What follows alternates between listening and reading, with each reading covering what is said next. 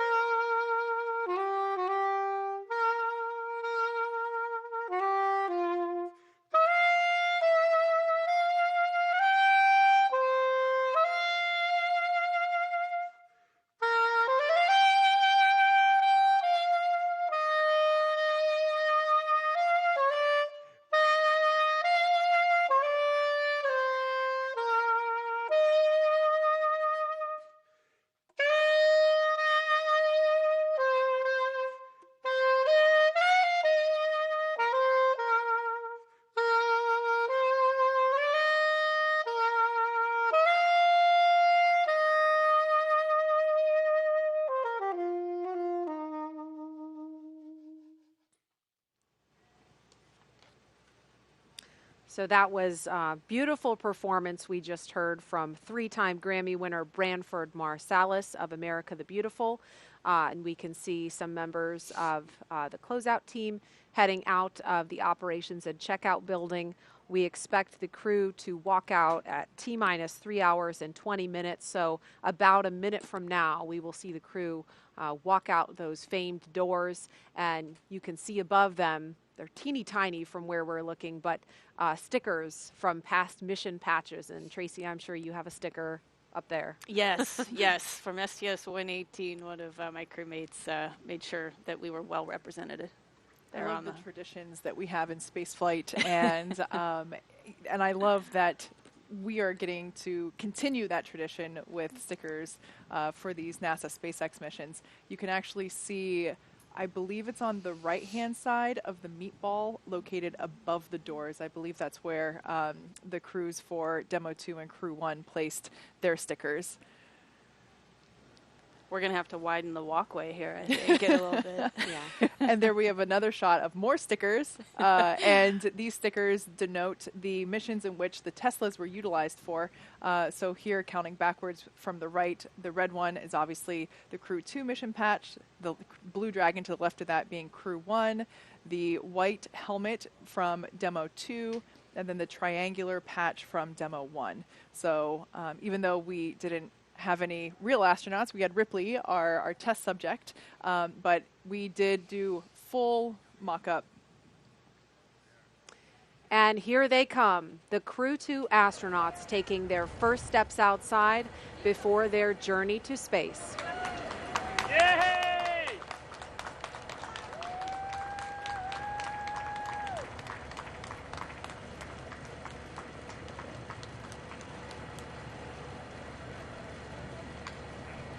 I love this moment. They're now going to have the opportunity to wave goodbye from a safe distance. The distance is normal protocol for spaceflight this is not a result of the COVID-19 pandemic. This would be in place even if we didn't have that situation going on.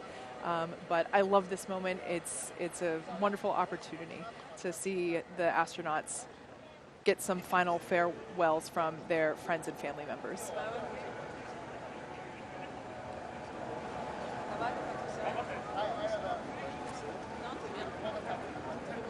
We've got Shane and Megan to the right of your screen, Thomas and Aki to the left.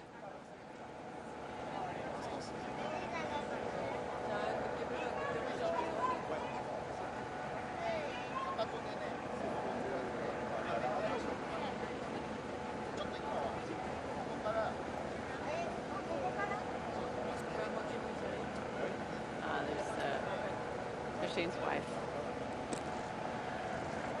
Shane and his wife posing for a socially distanced photo. Yes. And it looks like Bob Behnken is there in a blue polo with the son of he and Megan Mcarthur.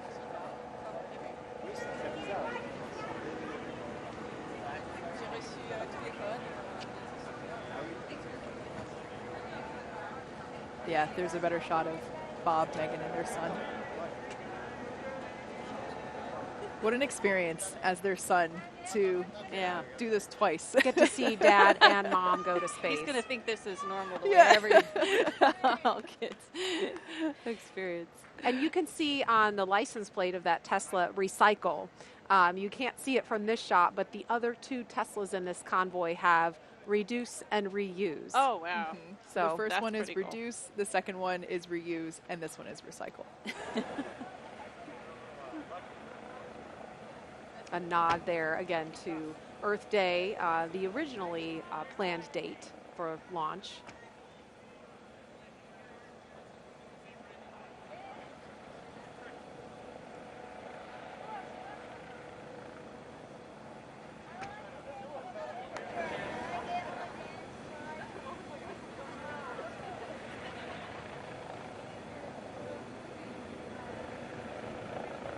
People are more impressed by the Teslas than by the rocket.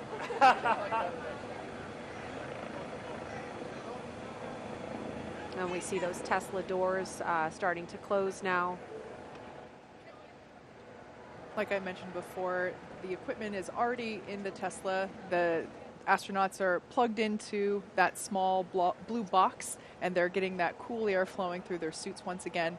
And the AC is turned up on high in those Teslas to make sure everybody's comfy. You've seen some people go around to the backside of the cars. This is another opportunity for family members to approach and have a little bit more private moment with their crew member before they leave. With the windows up, of course. Yes.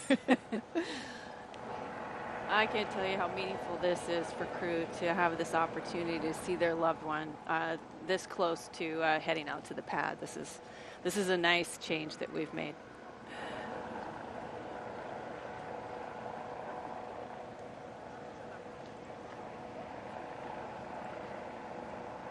And this is the car carrying Shane Kimbrough on the right rear passenger side, and Megan Macarthur is on the left rear passenger side. And then this the third Tesla in the convoy here with the recycle license plate has Thomas sitting on the back rear side and Aki sitting on the left rear side.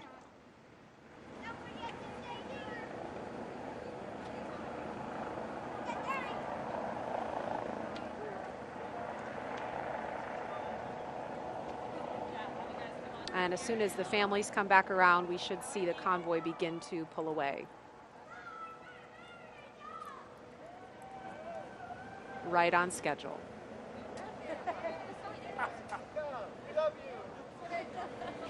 I love you too, brother.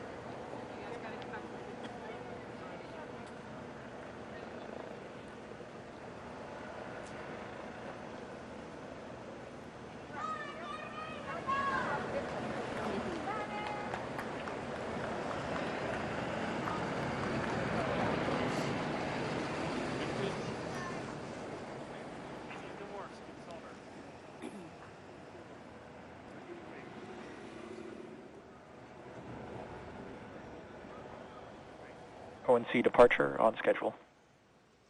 All right, so we just heard that announcement that the crew has departed the operations and checkout building on schedule. They are now on their way to Launch Complex 39A, scheduled to lift off at 5:49 a.m. Eastern Time this morning. It will be about a 15-minute drive with a full security escort across NASA's Kennedy Space Center and out to the launch pad. And as we follow the convoy, we'd like to share some words from the teams working so hard day and night to get this crew to the International Space Station. Wishing Crew 2 good luck and a safe trip. Good luck, Shane, Megan, Aki, and Toma. Go Crew 2! Woo! Go Crew 2! Go Crew 2! You guys are inspiration to all of us. Let's go Crew 2! We want to wish you a safe and successful mission. Go Crew 2. Go Crew 2! As a female aerospace engineer in progress, I just wanted to say I'm beyond inspired by you and your family's endeavors. And we want to wish the Crew 2 astronaut a safe trip to the International Space Station, aboard Dragon.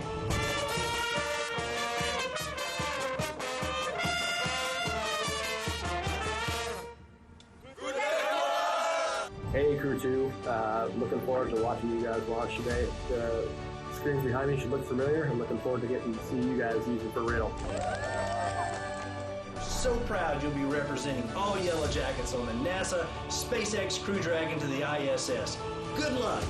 On behalf of the Hunt program, Clear Creek High School has a message for you.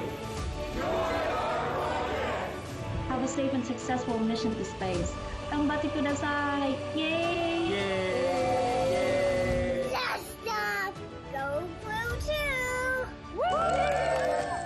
Go Megan Macarthur and all of Crew 2. UCLA is rooting for you. Hey Toma, we wish you a great flight! Guys, Godspeed Crew 2. Go Falcon 9, go Dragon!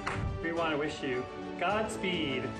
Yay! Crew 2, have an amazing and safe flight. Good luck, Crew 2, on your mission to help further research and human presence in space.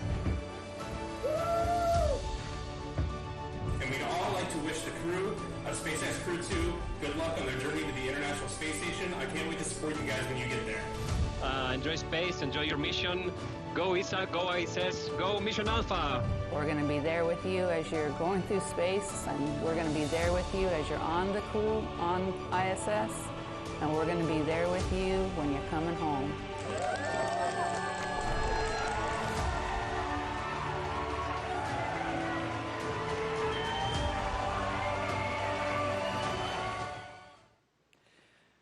So the convoy will be making their way just behind us here at the press site. But for right now, a closer look at the Crew 2 spacecraft commander riding in this convoy. Here is two-time spaceflight veteran NASA astronaut Shane Kimbrough.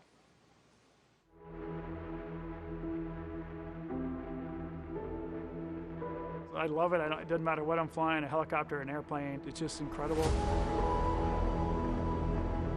The views we get are great, the sensations you have. Helicopter flying to me is really a lot of fun because generally we're down in the trees. It's very challenging, and now learning to fly jets around here at NASA has been pretty incredible too. Had to hang up the helicopter keys, but pulled out some jet keys, and it's pretty nice. I'd always wanted to be an astronaut ever since I was a little kid. My grandparents lived in Titusville, right across from the Kennedy Space Center in Florida, so I spent a lot of time down there as a small child. Ignition sequence start. My grandfather was really the inspiration behind all this because he would drag me out to see anything launching.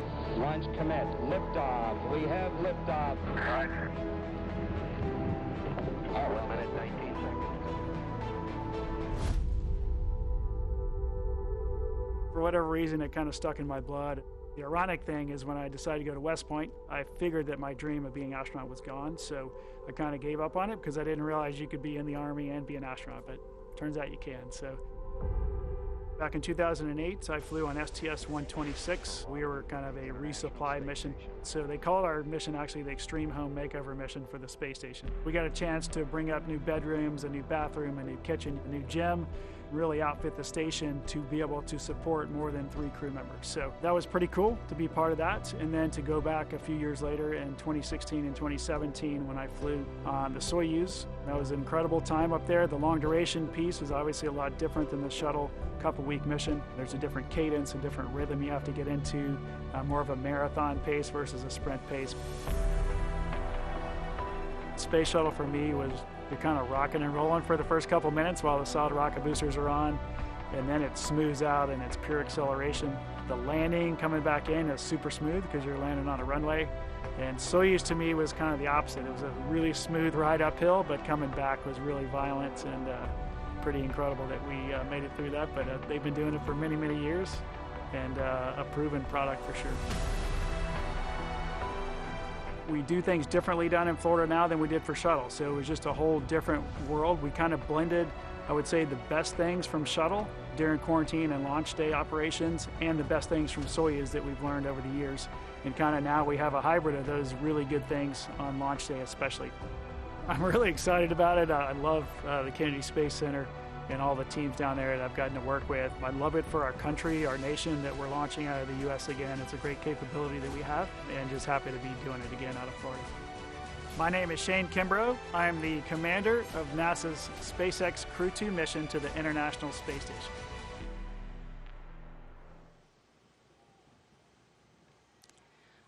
Riding in the same car as Kimbrough is Crew Dragon pilot and NASA astronaut Mcarthur. She's about to embark on her second space flight, and this will be her first trip to the International Space Station. My name is Mcarthur. I'm the pilot for NASA's SpaceX Crew 2 mission to the International Space Station.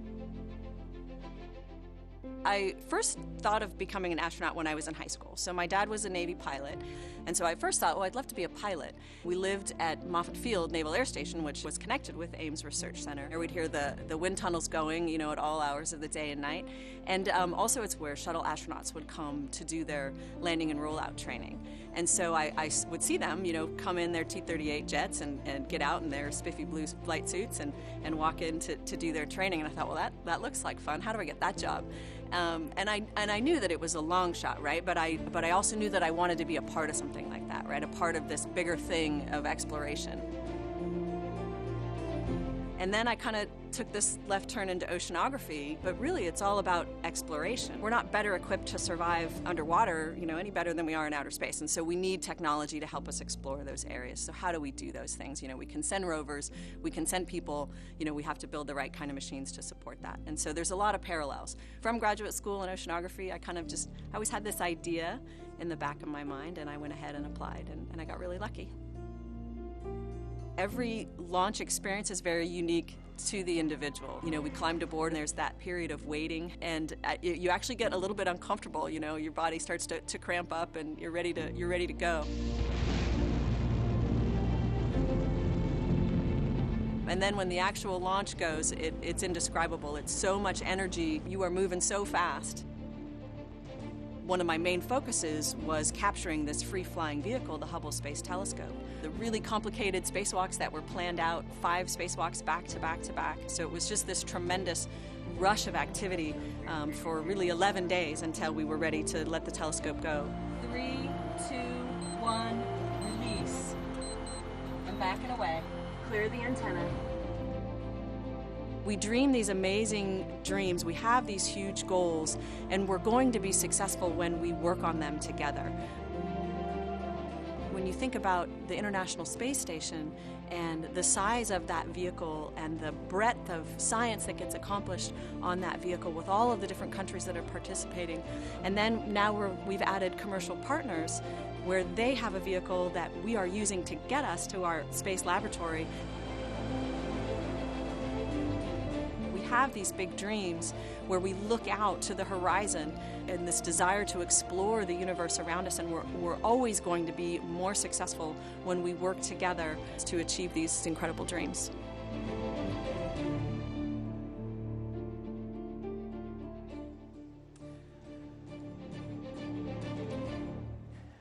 So there's the convoy there on your screen. They just passed behind us just moments ago, on their way to pad 39A. Now, if you're wondering what the crew is listening to. Oh, first let's look at this Twitter comment. It's so cool seeing Bob see his wife off for this mission. Crew 2 almost a year after she did the same for him for Demo 2.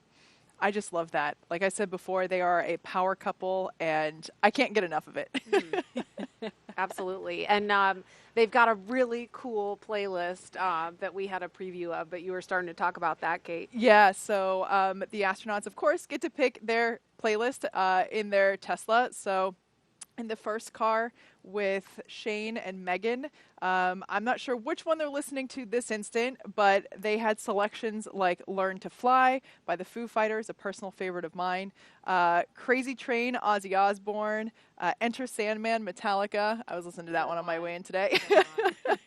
City of Blinding Lights, U2. And in Aki and Tomas' car, Drops of Jupiter. That is a classic. Paradise City by Guns N' Roses. And, of course, Danger Zone by Kenny Loggins. Yeah. Little Top Gun action. I love it. The NASA and SpaceX team inside the Launch Control Center here at Kennedy Space Center just watched this convoy pass by from their windows at the LCC, and we caught up with the NASA Commercial Crew Program Manager about what that moment is like. As they drive down that road, down to Launch Pad 39A, and you can see the crew, and then to me, that's when it really becomes real. Not that it's not real every step of the way during preparations, but everybody in the firing room will stand up and it gets really quiet. And I think that's when everybody realizes, hey, we're about to go do this for real. And you can just feel the passion and the intensity. Everybody in that room and everybody in Houston and Hawthorne, you know, I think they're standing up too, watching, because they know, hey, this is going to be a great mission, but it's about to get really serious. And now the crew is approaching Pad 39A and entering what is known as the Blast Danger Area, or BDA, and now approaching the base of the pad. But the teams have conducted internal go, no-go polls to make sure that this area was safe before they entered. And as they are approaching the base of the pad, we have some more messages from those with some personal connections to this crew.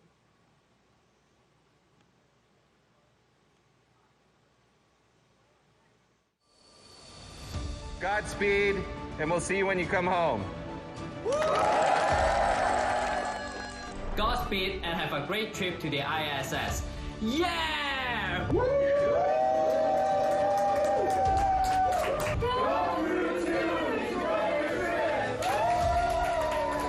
Crew 2! We're ready for you! Thank you for flying with SpaceX! Good luck from the bakery and Simco Logistics team. Go Crew Dragon! Someone to wish Crew 2 happy flight. When I say crew, you say two. Crew. Two. Crew. Two. Go Dragon! Go SpaceX! Go NASA Crew 2! Crew 2 is launching. There's 10 seconds for this cheers. So good luck to the astronauts and Dragon engineers. Go Shane. Go Megan. Go Thomas. Go Aki. Go Falcon. Go Endeavor. And go Crew 2! We are wishing you guys a safe mission to the ISS. Good luck and Godspeed, Megan, Shane, Akihiko, and Thomas. So I'm here to wish Crew 2 a successful launch on the Falcon 9. Launch America! Good luck, Crew 2. On behalf of the Dragon Engines and Tanks Engineering team, have a safe flight. Wishing Shane, Megan, Tama, and Akihiko a safe flight and a productive stay at the ISS. Go Falcon, go Dragon, and go Crew 2! Crew 2, Godspeed, and thank you for flying SpaceX. Have a safe flight! And it is an honor and a privilege to be a part of this and contribute in some way. And I couldn't be more excited to see you on this mission.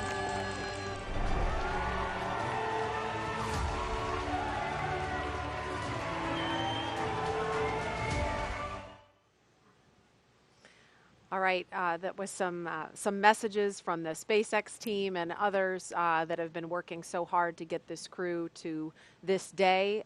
We are looking at the base of Launch Complex 39A, and we can see the Falcon 9 first stage booster on the pad.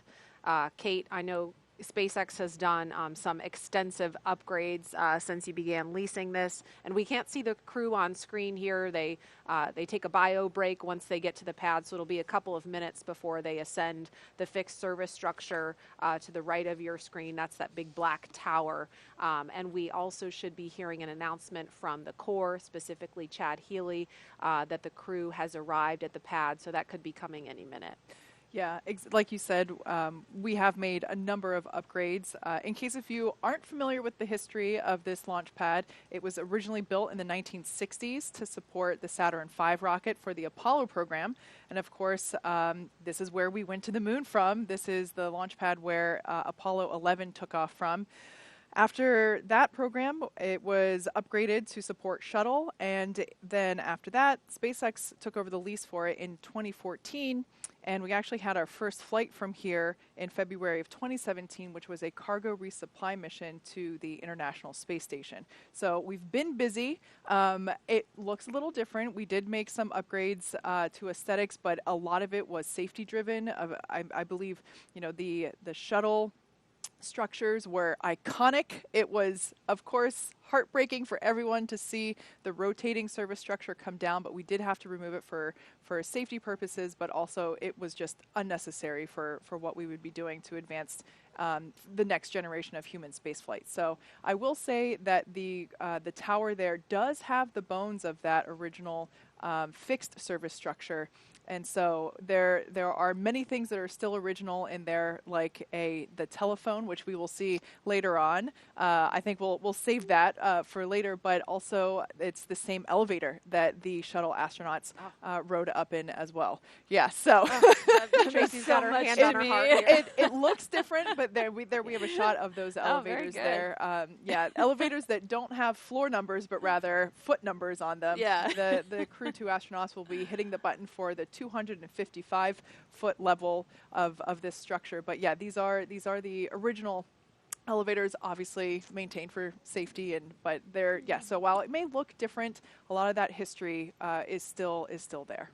And Tracy, this is the same pad, of course, that you launched from years ago. Yes, very fond memories of it on my flight. So we got out of the Astrovan, the pilot on our flight on STS-118, Charlie Hobaugh, who we called Scorch, paused and looked up at the stack, and he stopped my crewmate, fellow rookie, Barbara Morgan, and I to pause and take a look at this mammoth spacecraft we were about to fly on, because he said this is going to be the last time you see this view. And I'll never forget that moment. It was very meaningful to me. I cherish it. But Barbara and I realized we got to hurry up. We don't want to miss our first launch. And so we scooted on, and he stayed there pausing to look at it. And I'll always remember that. Hopefully we'll see these. I mean, if dry dress rehearsal was any indication, we'll be able to see these astronauts have a similar moment, do what is one of my favorite moments in the whole launch countdown, the astronaut lean back when they just try to take in, like you said, this ginormous vehicle that they're about to ride in. Yeah, and we should see that happen in just a few minutes. But in the meantime, we learned a little bit more about Shane and Megan as they rode out to the pad. Now let's take a closer look at mission specialist Thomas Pesquet of ESA. Countdown 1. We've received our final weather brief for the Dragon Ascent corridor weather. Ascent weather is go for launch. The final weather brief for pad escape winds will be at T-minus 1 hour. Okay, so we heard ascent weather looking good. We'll hear another weather brief at T-minus 1 hour. But again, Thomas Pesquet of ESA will be the first European to fly aboard Crew Dragon and the first European to launch from U.S. soil in more than a decade. Okay, are you ready? Yes, I'm ready. I tend to work a lot, even outside of work. Going to new places, meeting new people. I like new experiences. I like to learn all the time. My name is Thomas Pesquet, and I'm a mission specialist for NASA's SpaceX Crew 2 mission to the International Space Station. On board the Crew Dragon as a mission specialist, everything that's manual is in our ballpark. If we have to open a hatch, if we have to use the emergency equipment, if we have to open or close valves, if we have to manage the cargo and the stowage, all this is going to be on us. I remember as a kid, everybody's an interest, but mine was space shuttles and planes, and I had the posters in my room and the complete kit. And so I went into math and physics, and then I became an engineer. I went into aerospace. It seemed natural at the time. And then I got a chance to become a pilot, which was kind of another piece. We have an astronaut selection every 10 to 15 years in Europe. And then I didn't think it was going to happen, but I passed all the selections and I made it. So really it's been a dream. I've been so lucky. If I would have pictured it when I was a kid, I couldn't have pictured it any better than what really happened. The space station, to me, it's a step for exploration. So we're preparing the next steps that are going to take us, to the moon and to Mars. And then at the same time, we're using the space station as an orbiting laboratory. So every day you do research that you couldn't be doing on the ground. You have to prepare for the spacewalks. You always prepare it very meticulously, very thoroughly, and then once you go out, and just your adrenaline is very high. And it's also physically challenging because you're going to be for 6-7 hours fighting against that spacesuit, because that spacesuit is inflated with air for you to be able to breathe, which means it's going to resist your movements. So those are huge, big memories that you have, but really also sometimes the small things, like the fun that you could have. It's one of the big achievements of the space program is to bring people together. That's what makes us go. In the future, I think our programs are going to be more and more ambitious. So we're going to need more than just one country. No single country in the world can do it on its own. So I think it's the partnership that takes us forward. It makes you better, it makes you achieve more, and I think that's the path we're in. The space station has paved the way, and every future big space program is going to have to follow the same path.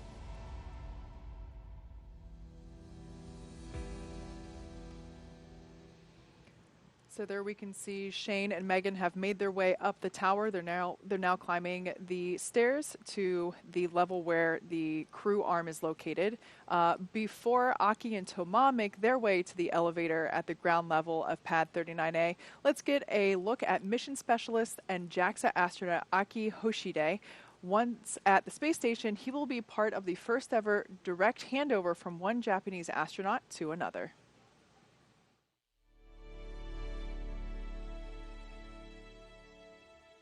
I meant to check this, but do you know when I was selected as an astronaut? 1999, thank you. I always get mixed up there. So I was born in Tokyo, Japan, and then from age 3 to 7, I actually lived in New Jersey because of my dad's job. In high school, I went to Singapore for 2 years. Went to Keio University in Japan. Got my degree in mechanical engineering. And then right after college, I joined the Japanese Space Agency.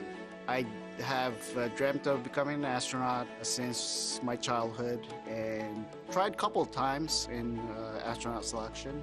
And on my third try, got selected as an astronaut candidate in 1999. So on my first mission on SDS-124 on the Space Shuttle Discovery, that was my first flight, so I thought I would be nervous, but my crewmates were already like my family, so we were just chit-chatting inside the cockpit. 6, 5, 4, 3, 2, 1. Booster ignition and liftoff of Shuttle Discovery.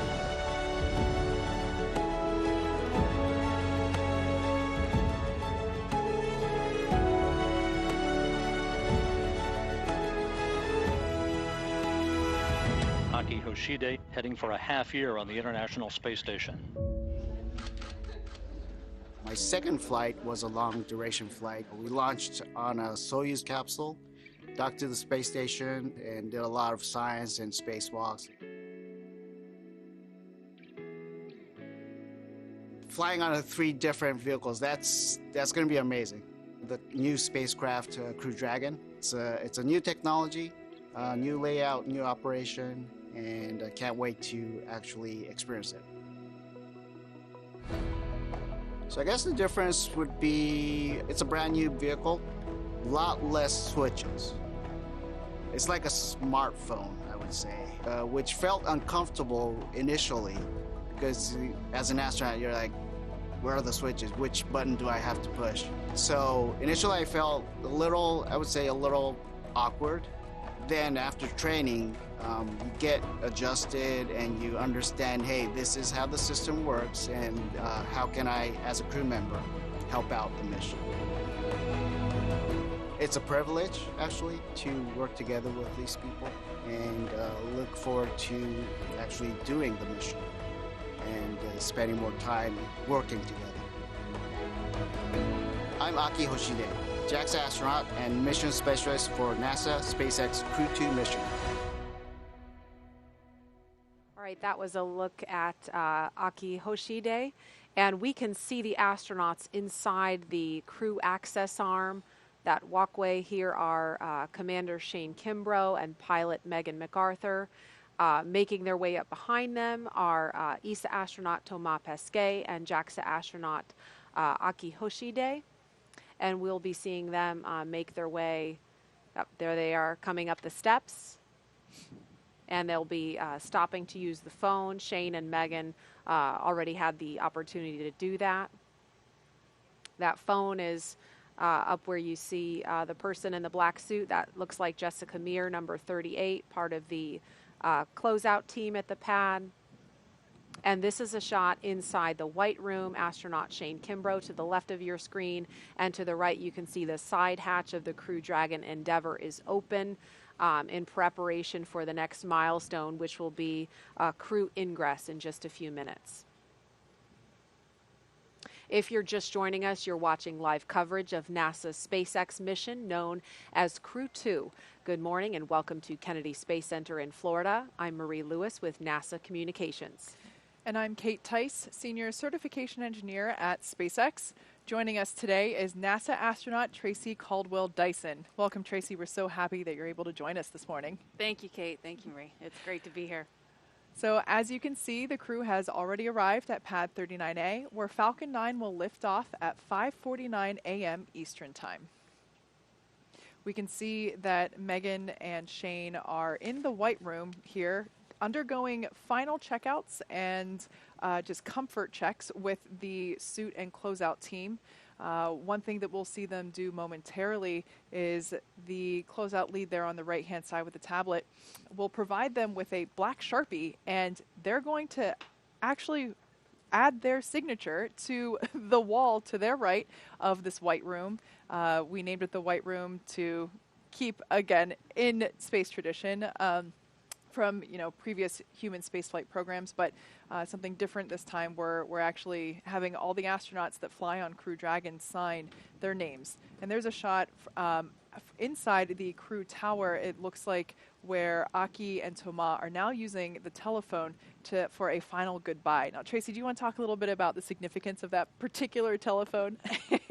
I think it's a great way to surprise your family and friends on launch day. I know that my parents were not expecting it, and it was probably one of the more emotional moments for them.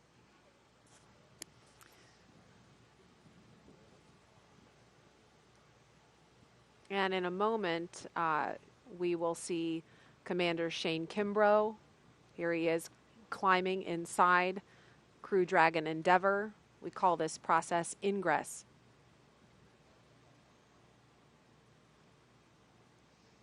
And pilot Megan Macarthur following. So we can see the closeout team assisting the crew. Crew ingress has started on schedule. Announcement there that we are on schedule with our activity here of crew ingress.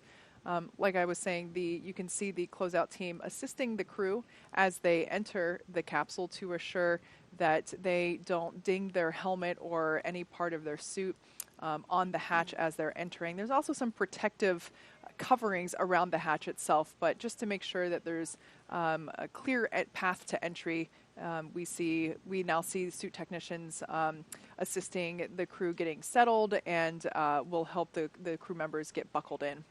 The harness that we see coming into the picture here is not just your normal seat belt, although it does function in that purpose. It's a five-point harness, and the crew will start to buckle themselves in, and kind of like when you get on a roller coaster, like you get your initial fit up, and then your safety team member comes over and makes sure that you're locked and loaded and ready to go.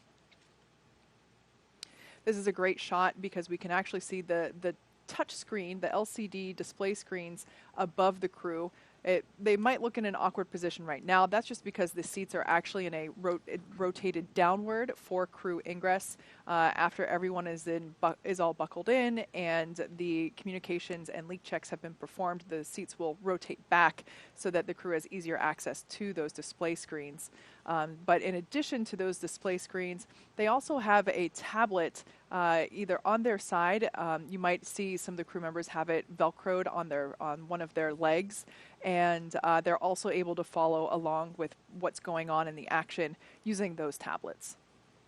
And again, we see Commander Shane Kimbrough in the foreground of your screen. This is a shot from inside the Crew Dragon Endeavour.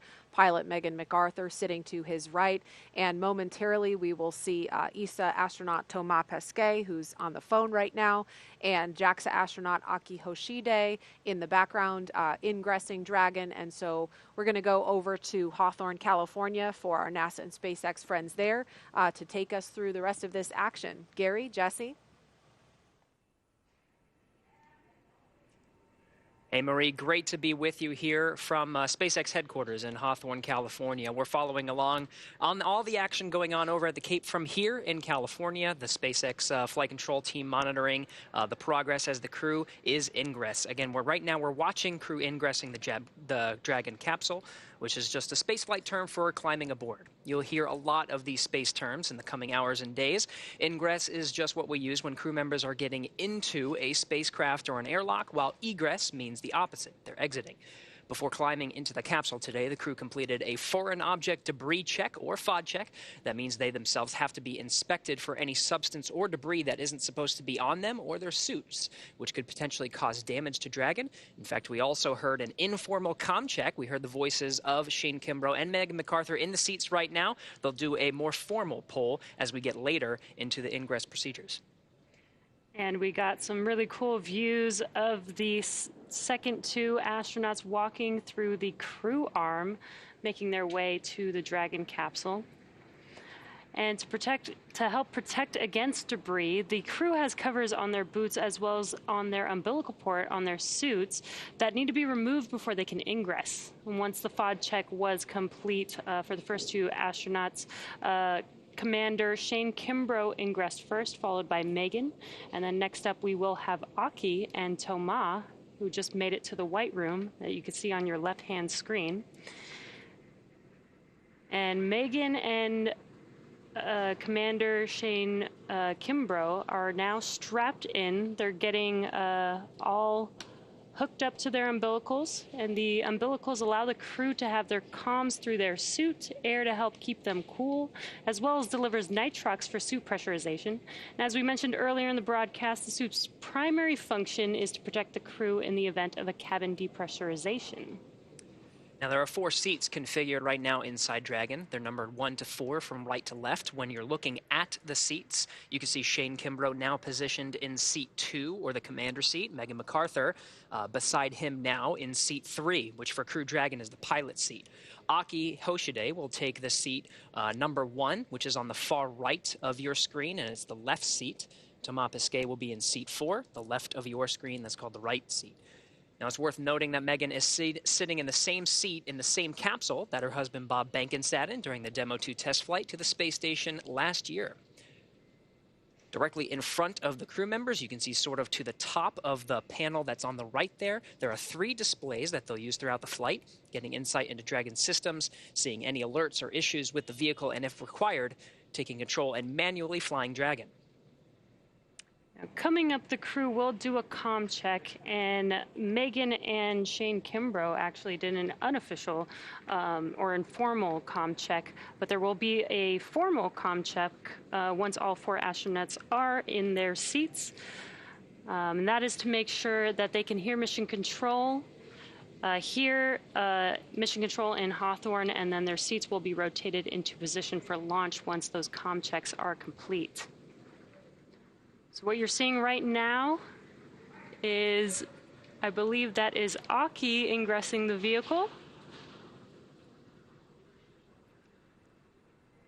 On the far end, it looks to be Thomas. Thomas taking the Thomas? right seat, the left from if you're looking directly through the side hatch, but it is the right seat.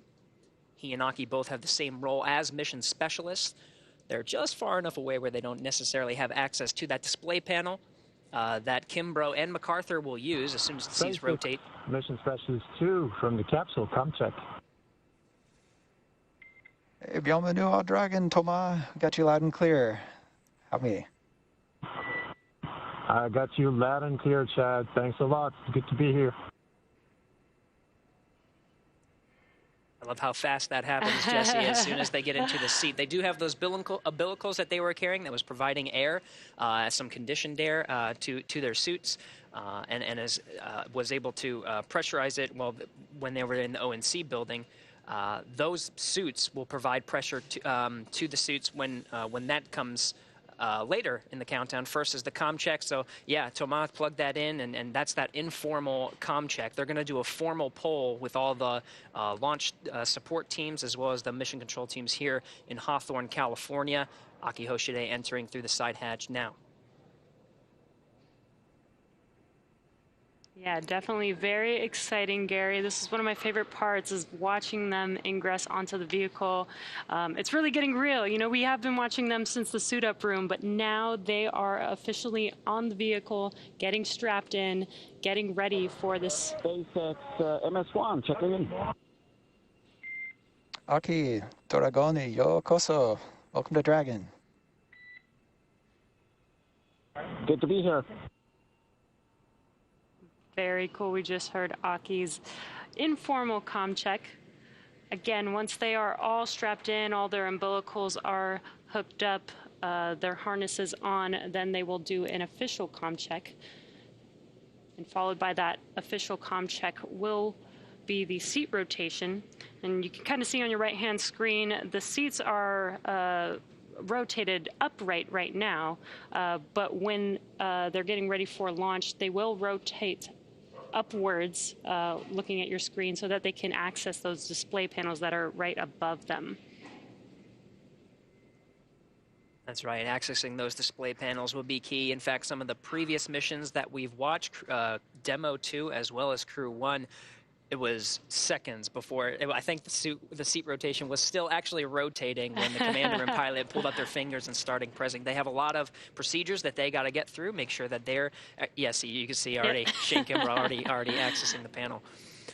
Yeah, those checklists are some of the things from the crew side that they'll have to do. Again, some of those key visual milestones. Well, first are the audio milestones. We'll do the formal communications check with all the ground teams, making sure everyone can check in through the various communication pathways that we have on Dragon. There's some communication lines through the ground. We also have communication through ground stations, as well as TDRIST geosynchronous satellites. So they'll test all of these different pathways, making sure that the crew can hear and all systems are go before they begin those next couple of milestones. Jesse, you mentioned the seat rotation. That's a very visual milestone, as well as the leak checks. We saw that again in the ONC building not too long ago, but they'll do another one here before they the advanced teams that are there now that are currently preparing the crew in their seats before they go ahead and depart the access arm and leave the blast danger zone. Yeah, and as you mentioned, they did perform those suit leak checks while in the suit-up room at the ONC building, but they'll do that again right before liftoff, and that's because, you know, they're strapped into a whole new system now. They're strapped into the Dragon system officially, so we want to make sure that their suits are good for liftoff today. Again, we have all 4 astronauts on Crew 2 sitting in each of their seats. These are custom seats with their custom suits for each astronaut. And it's almost like its own entire system. It's almost like they are inside of a vehicle inside of a vehicle. A spacecraft within a spacecraft. Right. That's exactly right. That suit will hold pressure.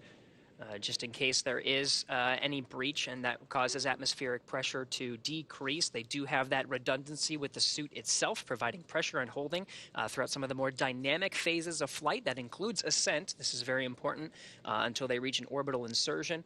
It's not too long after they get into a healthy orbit. You got checkouts of the Draco engines that will provide the navigation and some of the thrust needed to make its way to the International Space Station, but it's really not too long until they start doffing or taking off their suits and getting into a position to get some shut-eye. Actually, they got a long flight ahead of them. Yeah, it's about a 23.5-hour flight, so they will want to get comfortable. You can see the suit techs are there helping all 4 astronauts get strapped in, preparing them for these suit leak checks and comm checks coming up here shortly.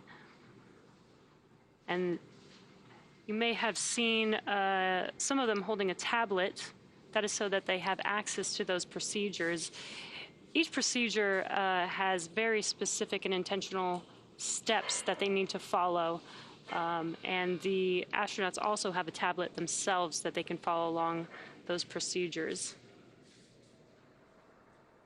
All right, 2 hours, inside 2 hours and 34 minutes from launch. We're going to stand by and wait for those communication checks. Meanwhile, let's check in for an operational update with John Innsbrucker for the latest health on both vehicles. John. As Gary said, just over 2.5 hours remaining in the countdown for the launch of Falcon 9 with Dragon on the Crew 2 mission to the space station. The Dragon Launch Ops team has completed their major activities to prepare the spacecraft for the astronauts. Checkouts are complete of the major systems, including the escape system. And as you can see on your screens, ingress of the astronauts is well underway, all 4 crew members inside the Dragon capsule, and there are no issues in work. We're also listening right now for the Dragon team comm checks with the crew. That'll be coming up momentarily. Now, the Falcon 9 team is located in Firing Room 4 in the Launch Control Center at Kennedy Space Center. They're settling in for final checkouts and then propellant loading and launch. We've been hearing some of the comm checks as the engineers get on station here in the last 15-20 minutes. Now, the Falcon 9 team will also do comm checks with the crew. That'll happen at about T-minus 2 hours, or about 30 minutes from now. Currently, all systems are go on the launch vehicle. The range continues to report no problems. The weather forecast continues to be acceptable. We're looking at weather not only at the launch site, but around the world. We need to make sure conditions are acceptable if Dragon has to splash down in the Atlantic in case of an escape. We're also monitoring contingency splashdown locations if the crew had to come back to Earth before docking with the space station. Now, if this were to happen, SpaceX and NASA are coordinating with the U.S. Coast Guard to ensure crew safety upon splashdown. That includes extra ships and air assets to patrol the 10 nautical mile keep out zone. This will help mitigate safety concerns for any boaters who may approach the landing area. But right now, as the clock continues to count down, all systems are go at T-minus 2 hours, 31 minutes, and 32 seconds. Let's head back over to Jesse and Gary, who are also here in Hawthorne with me. Thanks, John. In order to get to where we are today, our 3rd human spaceflight, it took years of hard work.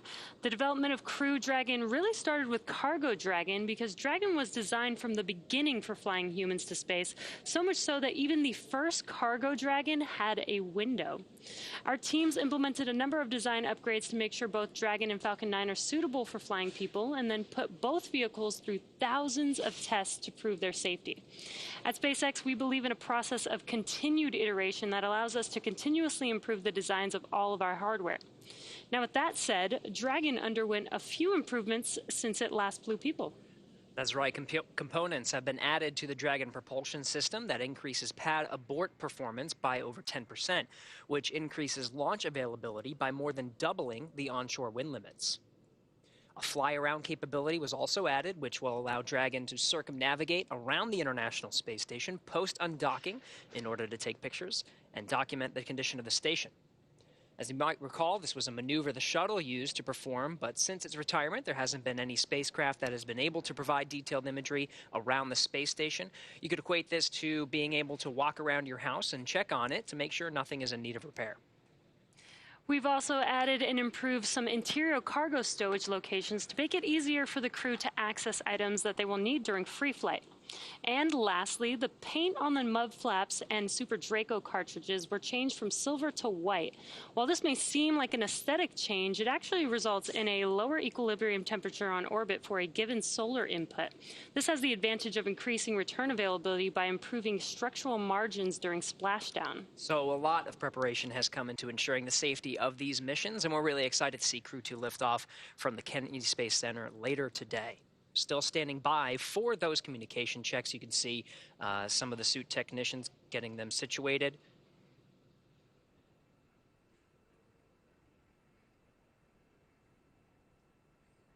They become quite pros at this, Jesse. Just as soon as they got into the seats, you saw some of their gloves were off. Those gloves specially designed and form-fitted to each of the astronauts. The gloves are now in place. Very shortly, we'll be hearing the communications checks. Some of the other milestones that'll happen very quickly as well will be the seat rotation. It'll be from this position that allows the suit technicians to access each of the astronauts and help them get buckled, strapped in, and the umbilicals checked out. And then, of course, there'll be the suit leak check. And we got a cool view looking from outside of the Dragon capsule in through the hatchway. And some fist bumps there from the suit techs to the astronauts.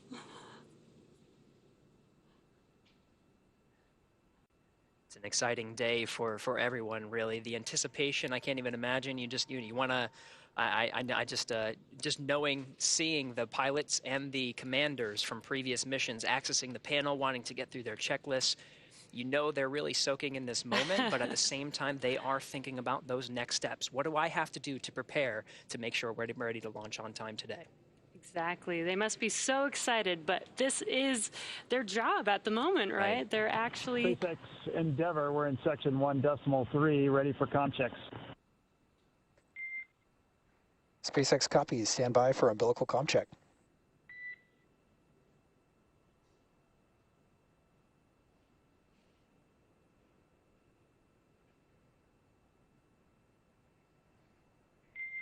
CDR, PLT, MS1, MS2, comm check. CDR, loud and clear.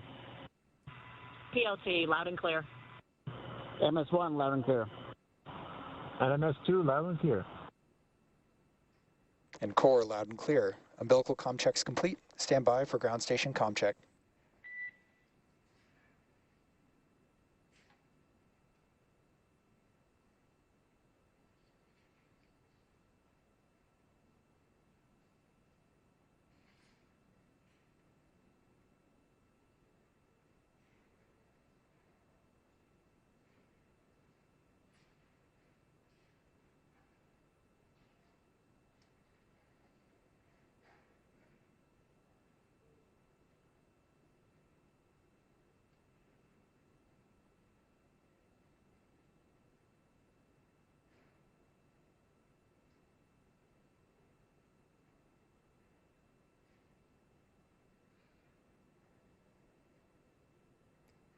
If you're just now joining us, they are performing comm checks right now, so that is what we are waiting for. They've done a couple so far. There will be a few more call-outs here for these communication checks.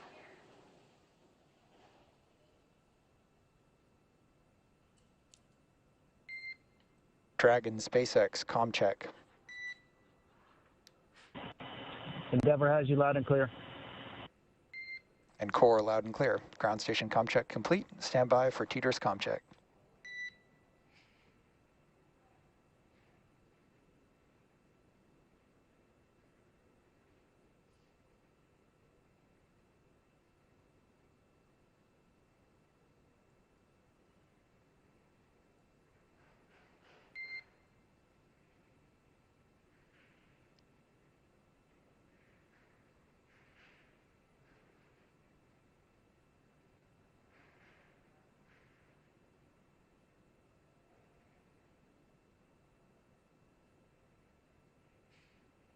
An incredible view from one of the handheld cameras of the suit technician peering in through the side hatch. The side hatch is open now and will remain closed throughout the duration of the mission until Dragon splashes down.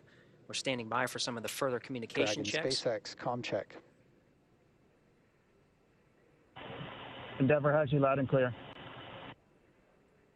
Core loud and clear. Teeter's comm check complete. Stand by for comm checks with MD and LD in the launch configuration.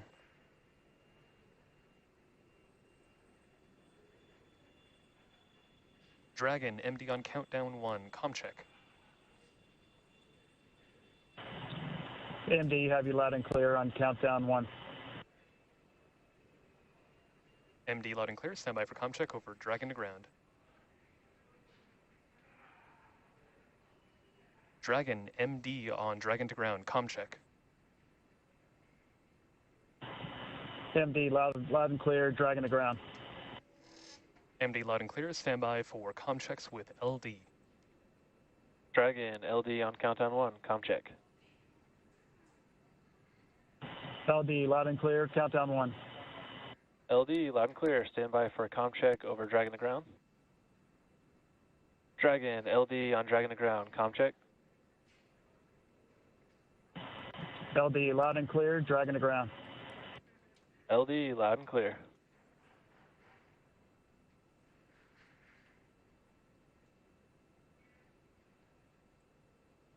And Dragon SpaceX launch configuration comm checks complete. Report when ready for seat rotation per section 2 of 4.100.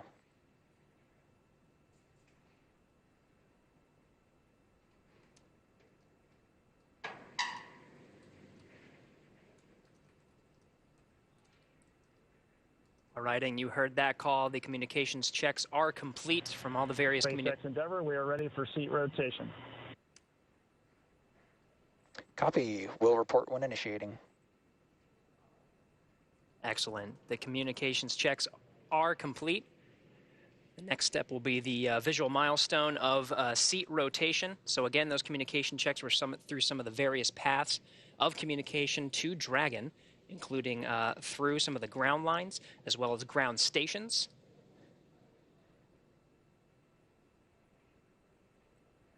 Dragon SpaceX initiating seat rotation. Copy.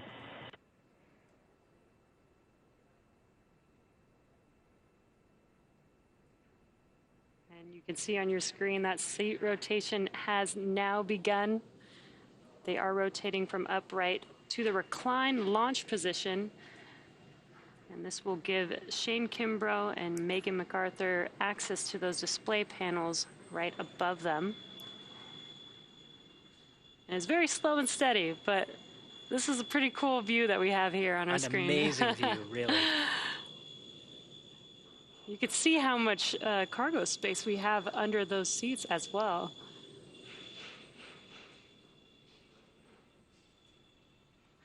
Dragon SpaceX seats are in the launch position. Copy. Great news.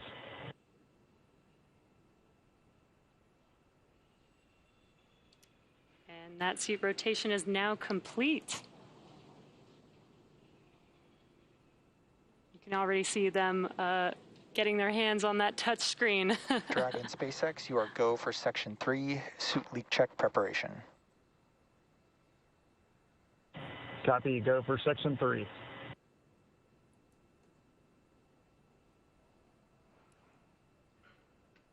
These milestones really happening in rapid succession. As you mentioned, Jesse, it wasn't really too long until they reached up and started touching through some of those procedures. That first one, of course, is the suit leak checks. Communications checks complete from all the various communication paths, and seats are rotated into the position for launch. Those seats specially designed for each astronaut. Not only it allows them to access that display panel. Chair complete. Ready for leak check. Copy Endeavour, we see the same. Your go for section 4, suit leak check. Section 4 in work.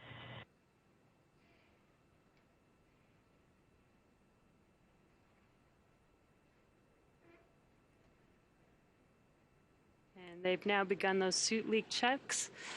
So to catch up on the station side, let's check in with Courtney at Johnson Space Center. Courtney, how's it going?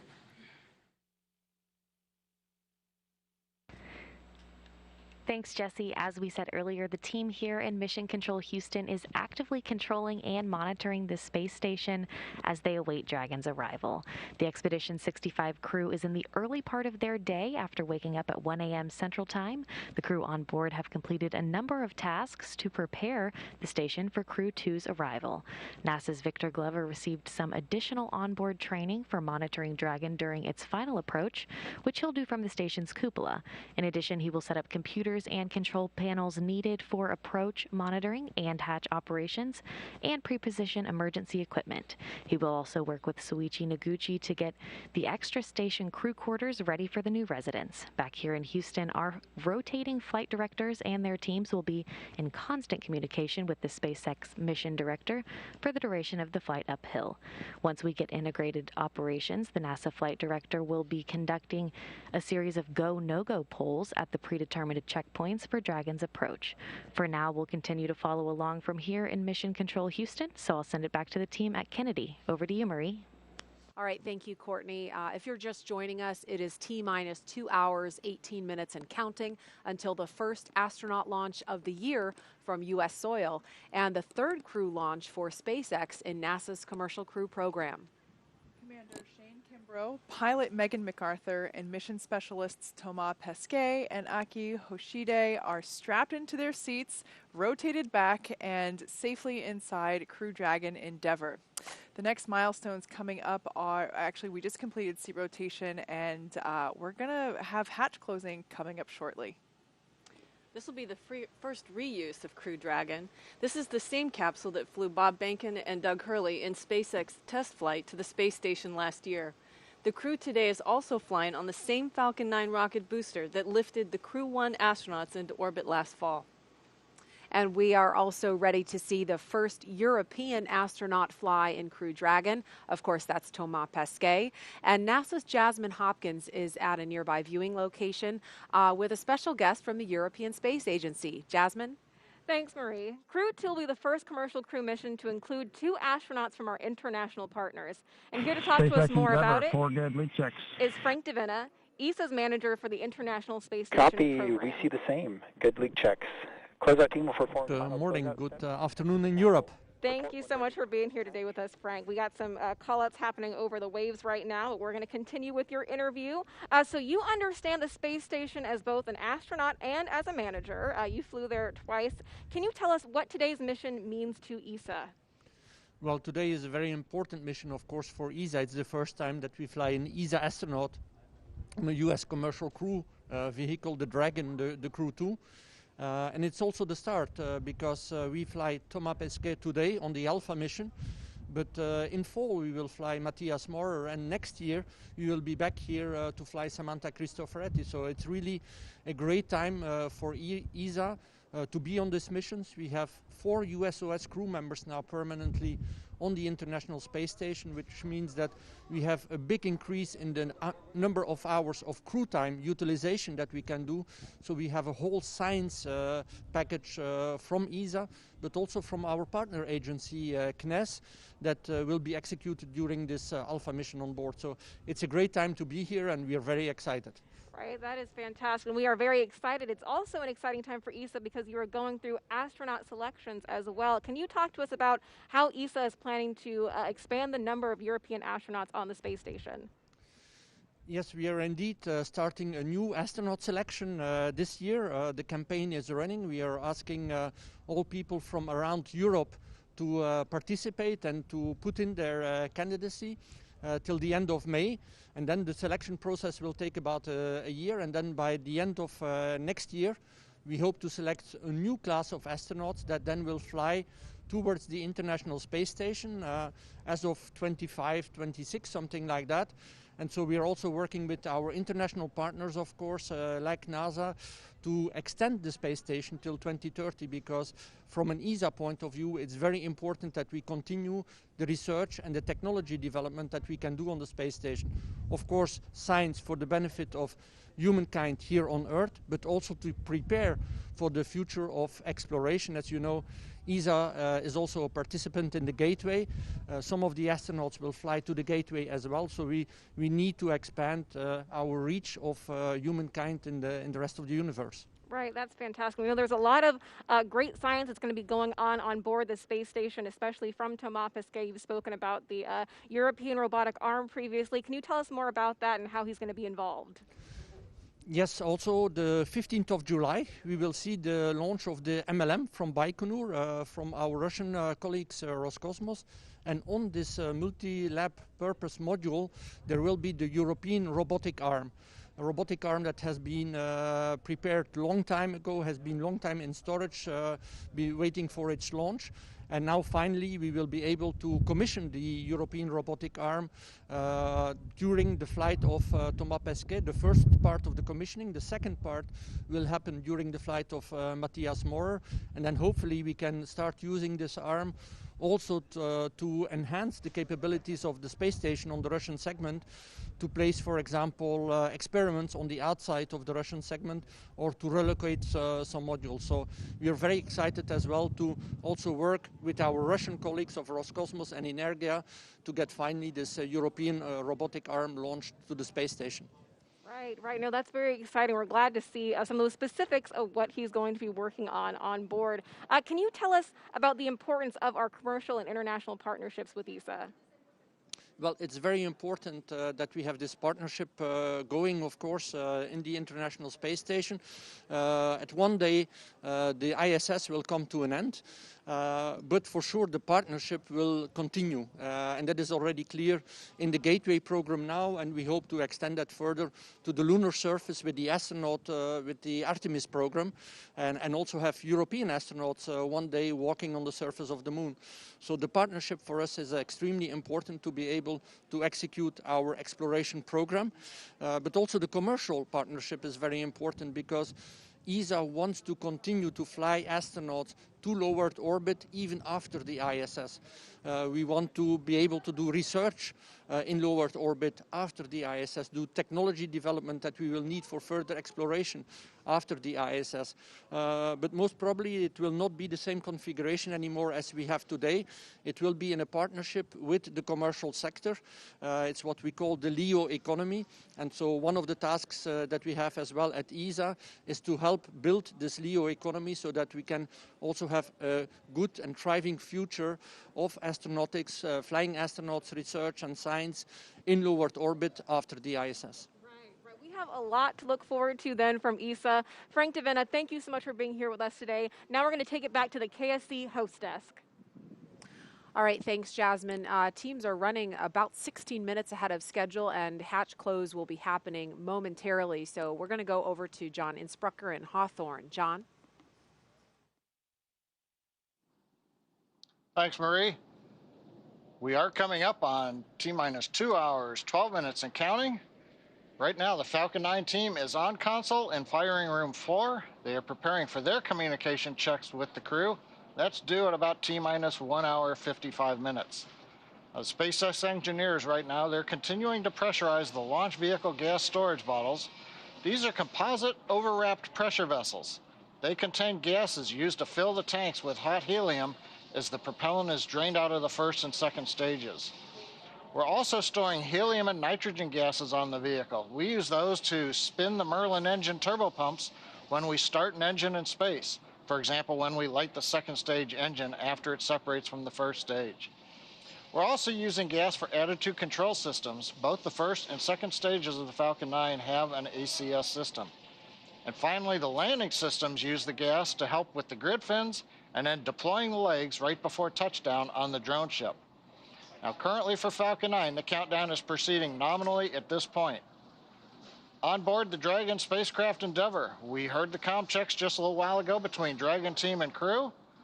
We've seen the astronauts rotate their seats to the flight position. We've successfully completed the suit leak checks, and we're watching right now as the hatch is coming down as part of the closure sequence of events. And then once we get the hatch closed, the SpaceX support team will perform a final leak check of that hatch. Now, once that leak check is finished and it passes, the team will then begin the steps to ready the access arm for retraction. Once they've got everything configured, the team will leave the pad by T-minus 1 hour at the latest. Now, T-minus 2 hours coming up here very shortly. Kennedy Space Center personnel will begin final sweeps of the flight caution and hazard areas. Right now, the only people that are inside the roadblocks in a perimeter around pad 39A are the crew and the SpaceX support team that you see on your monitor.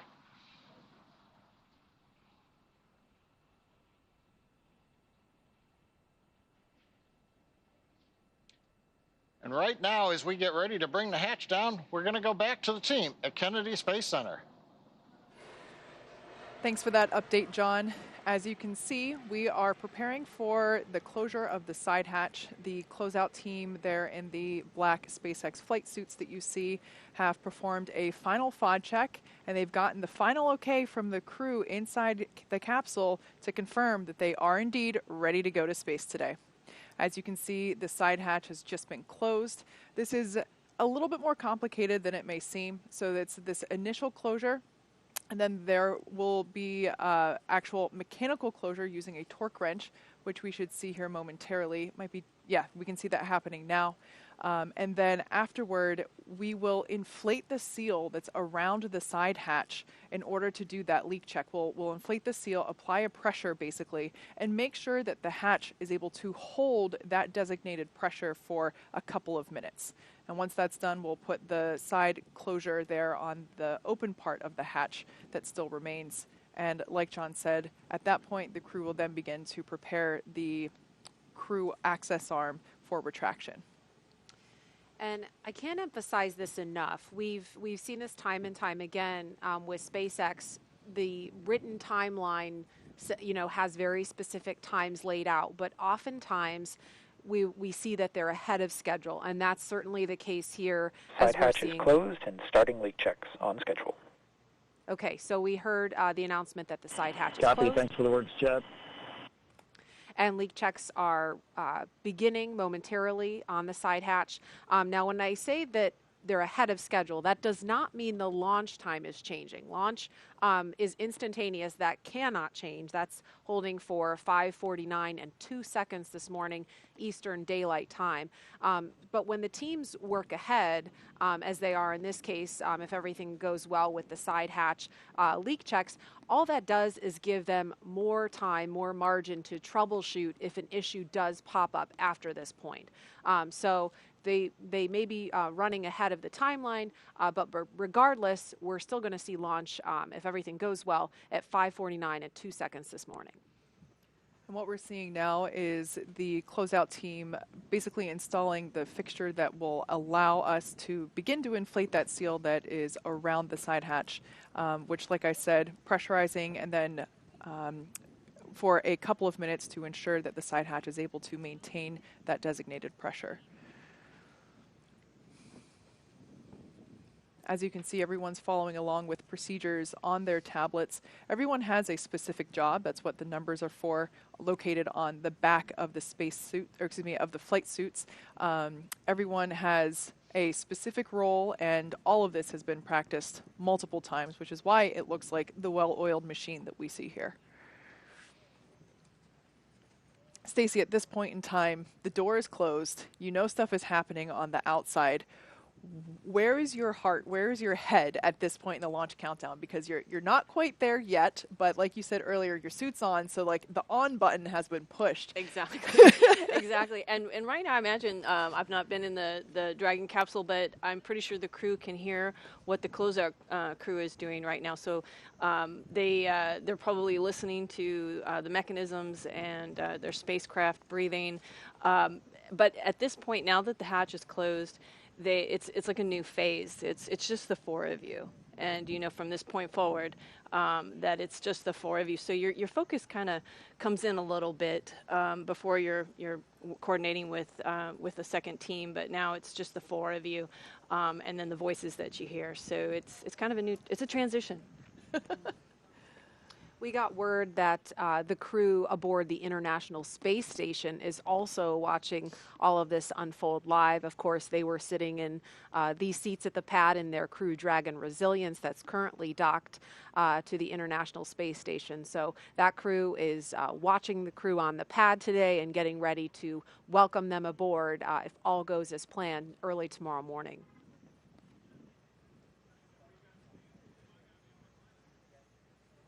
And again, if you're just joining us, the side hatch of the Crew Dragon Endeavour on the launch pad has just closed, and leak checks of that side hatch are in progress. This is a view of the White Room with members of the SpaceX pad closeout team you see in the black flight suits. And the shot we saw just before this was from inside the Crew Dragon Endeavour capsule. Like I mentioned earlier, it's not as simple as just closing the door on your car or to your house. We do inflate the seal around the side hatch. Oh, no. They're playing rock, paper, scissors. Double-fisted rock, paper, scissors. What's the prize? What's That's the what I want to wager? know. I know. What's the end game here? Yeah, what's at stake? So, like I said, this process takes a couple of minutes. We inflate the seal around the side hatch and make sure that it's able to maintain that pressure for a couple of minutes prior to actually performing the rest of the physical preparation of the side hatch itself. Which at that point, after the successful leak check, will mostly just involve removing the remaining ground support equipment away from the area and installing the tiny hatch on the hatch. The rock, paper, scissors shoot with the Crew 2 crew continues on. I was going to say, yeah, let's get back to the technical part of the rock, paper, scissor. They did this during dry dress, and we wondered what was going on. And it may be that they're just making up for lost time. I don't remember seeing them do this during the suit up. And so they're getting in their rock, paper, scissor now. It's critical. It's totally critical. But in all seriousness, I think that, you know, when we see the joke, that we see the crew kind of joke around and have those moments of levity, they can do that because they know these procedures like the back of their hand. It's all like muscle memory at this point because they've rehearsed it so many times. Yeah, this is definitely a good sign. They have a moment of levity.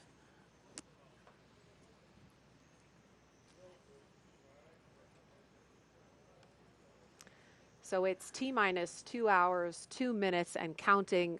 The hatch close has been completed a little bit ahead of schedule, and we're awaiting the results of a side hatch leak check to make sure they can proceed.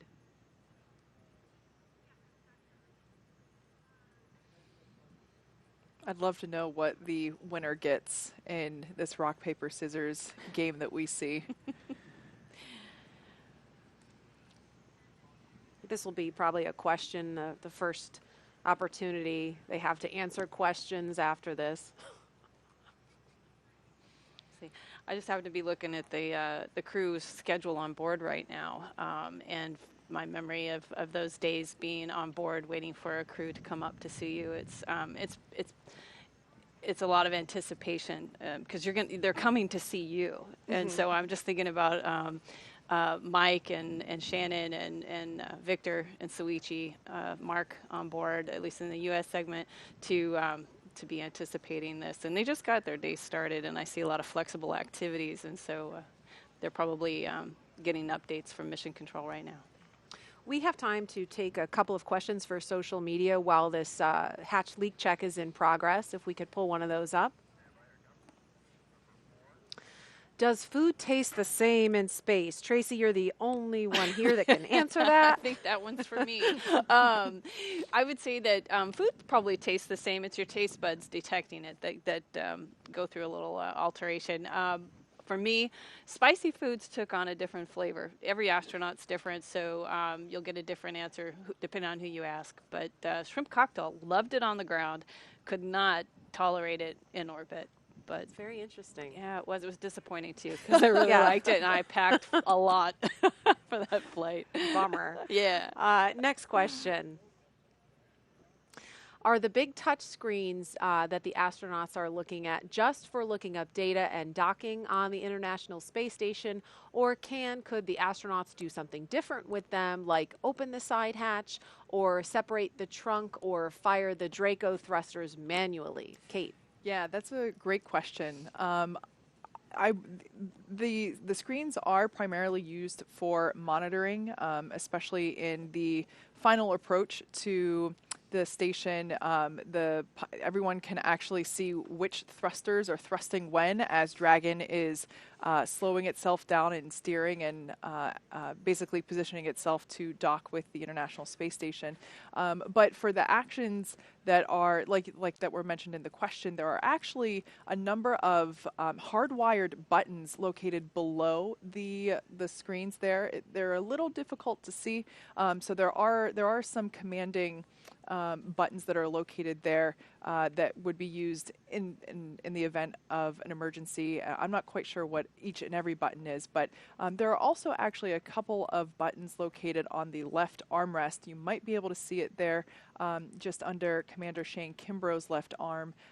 There's actually a small control panel that allows them to basically turn their volume up and down, turns on their task light, which is a little personal light there inside the cabin, and of course transmit their communications. So there are a couple of different buttons located around.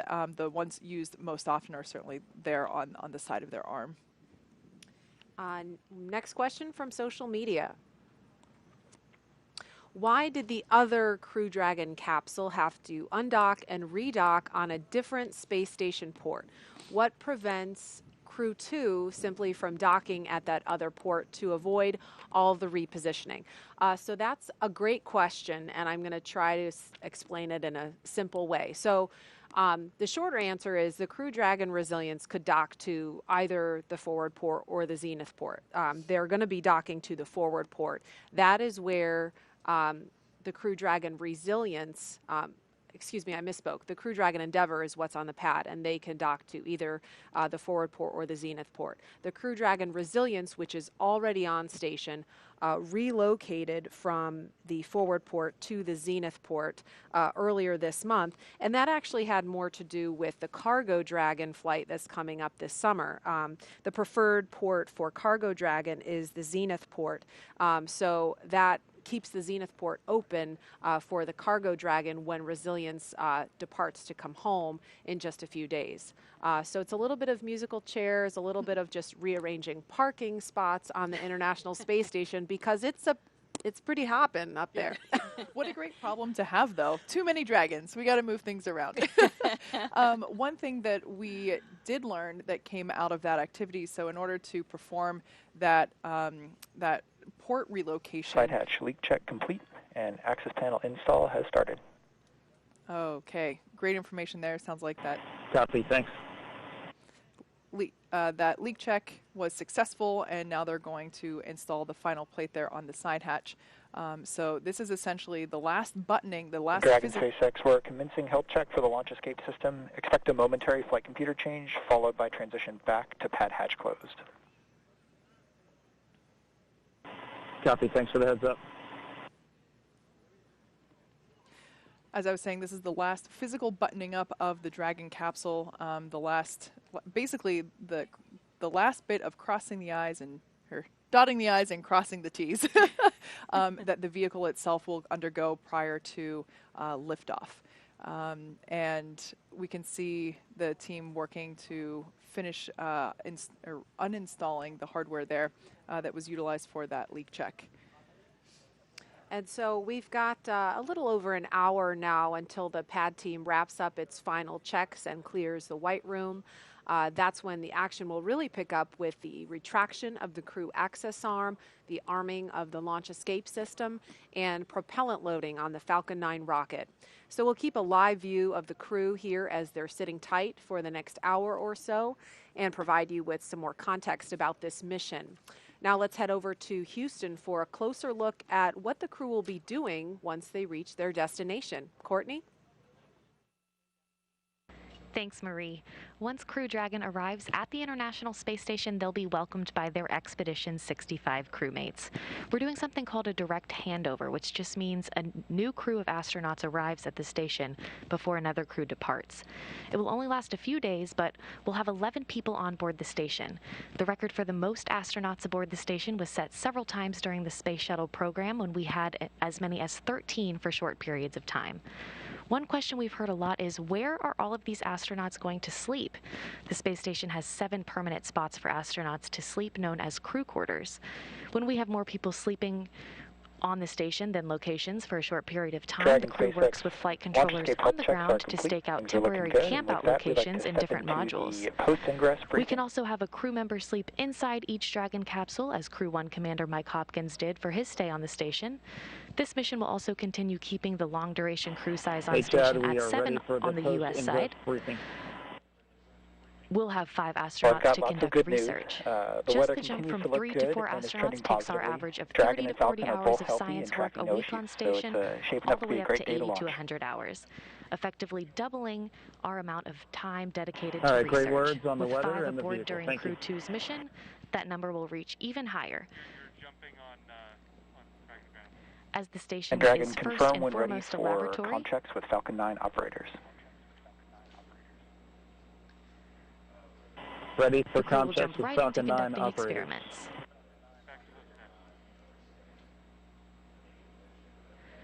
And with new research still to be delivered on upcoming cargo flights, including another SpaceX Dragon scheduled right now in June, that's the latest from here in Mission Control. I'll toss it over to Jasmine now, where we will learn more about some of the exciting science on the horizon for Crew 2. Jasmine?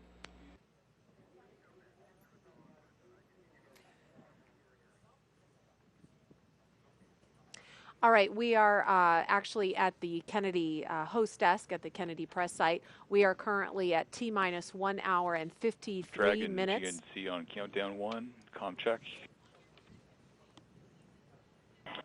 GNC, loud and clear, countdown 1. GNC loud and clear, stand by for comm check by propulsion. Dragon prop on countdown 1, comm check. Prop, loud and clear, countdown 1. Prop loud and clear, stand by for comm check with avionics engineer. Dragon avionics on countdown 1, comm check. Avionics, loud and clear, countdown 1. Avionics loud and clear, stand by for comm check by ground segment engineer. Dragon ground segment on countdown 1, comm check. Ground segment, loud and clear, countdown 1. Ground segment loud and clear, stand by for comm check by launch control.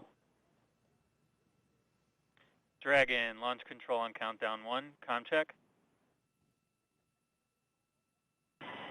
Launch control, loud and clear, countdown 1. Launch control loud and clear, stand by for comm check by the chief engineer. Dragon CE on countdown 1, comm check. CE, loud and clear, countdown 1. CE loud and clear. This completes the F9 responsible engineer comm checks.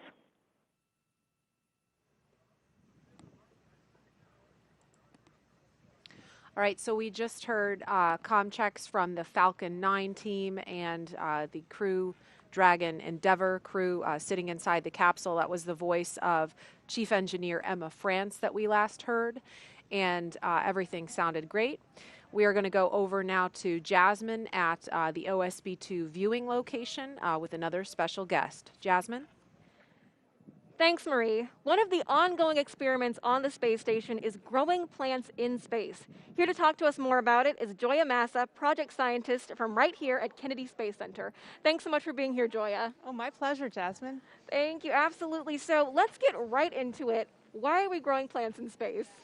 Well, we're growing plants in space for a number of reasons, primarily for the food, to help supplement the packaged diet. The packaged diet is great, but if it's stored for a long duration, like it will have to be when we send astronauts to Mars, the nutrition and the quality can break down. So we're looking at adding plants to provide all of the vitamins and variety for the crew. At the same time, they're going to provide psychological benefit and that reminder of Earth. Right, right. No, that's really important to think about. So growing plants can be difficult as it is on Earth. Not everybody has a green thumb. So what are some of the specific challenges that astronauts are facing growing plants on the space station? Well, you know, we have a number of challenges. I mean, one to think of is seeds. You know, I've got some seeds here to show. They're really small. So handling seeds, planting seeds is a real challenge. So one of the things we've recently tested in the space station was having the astronauts put seeds that are planted in a film and to plant the plants directly with that. So it's a way to handle the seeds easily in microgravity without them floating away. And they plant them in plant pillows such as this that we use in our veggie chamber. Another challenge is watering the plants. And right now, the astronauts have to water the pillow in veggie through this quick disconnect. It's a fair amount of labor, and it's not as sustainable as we need to be in the future. So we're looking at methods like this porous ceramic tube, where plants could be grown multiple times, harvested, the tubes could be cleaned off, and then replanted. So we're looking at a lot of these challenges to try to figure out solutions for the future. Right. It's good to see those creative solutions that we have going on there. So this is a very timely scientific experiment going on the space station, because just yesterday we celebrated Earth Day.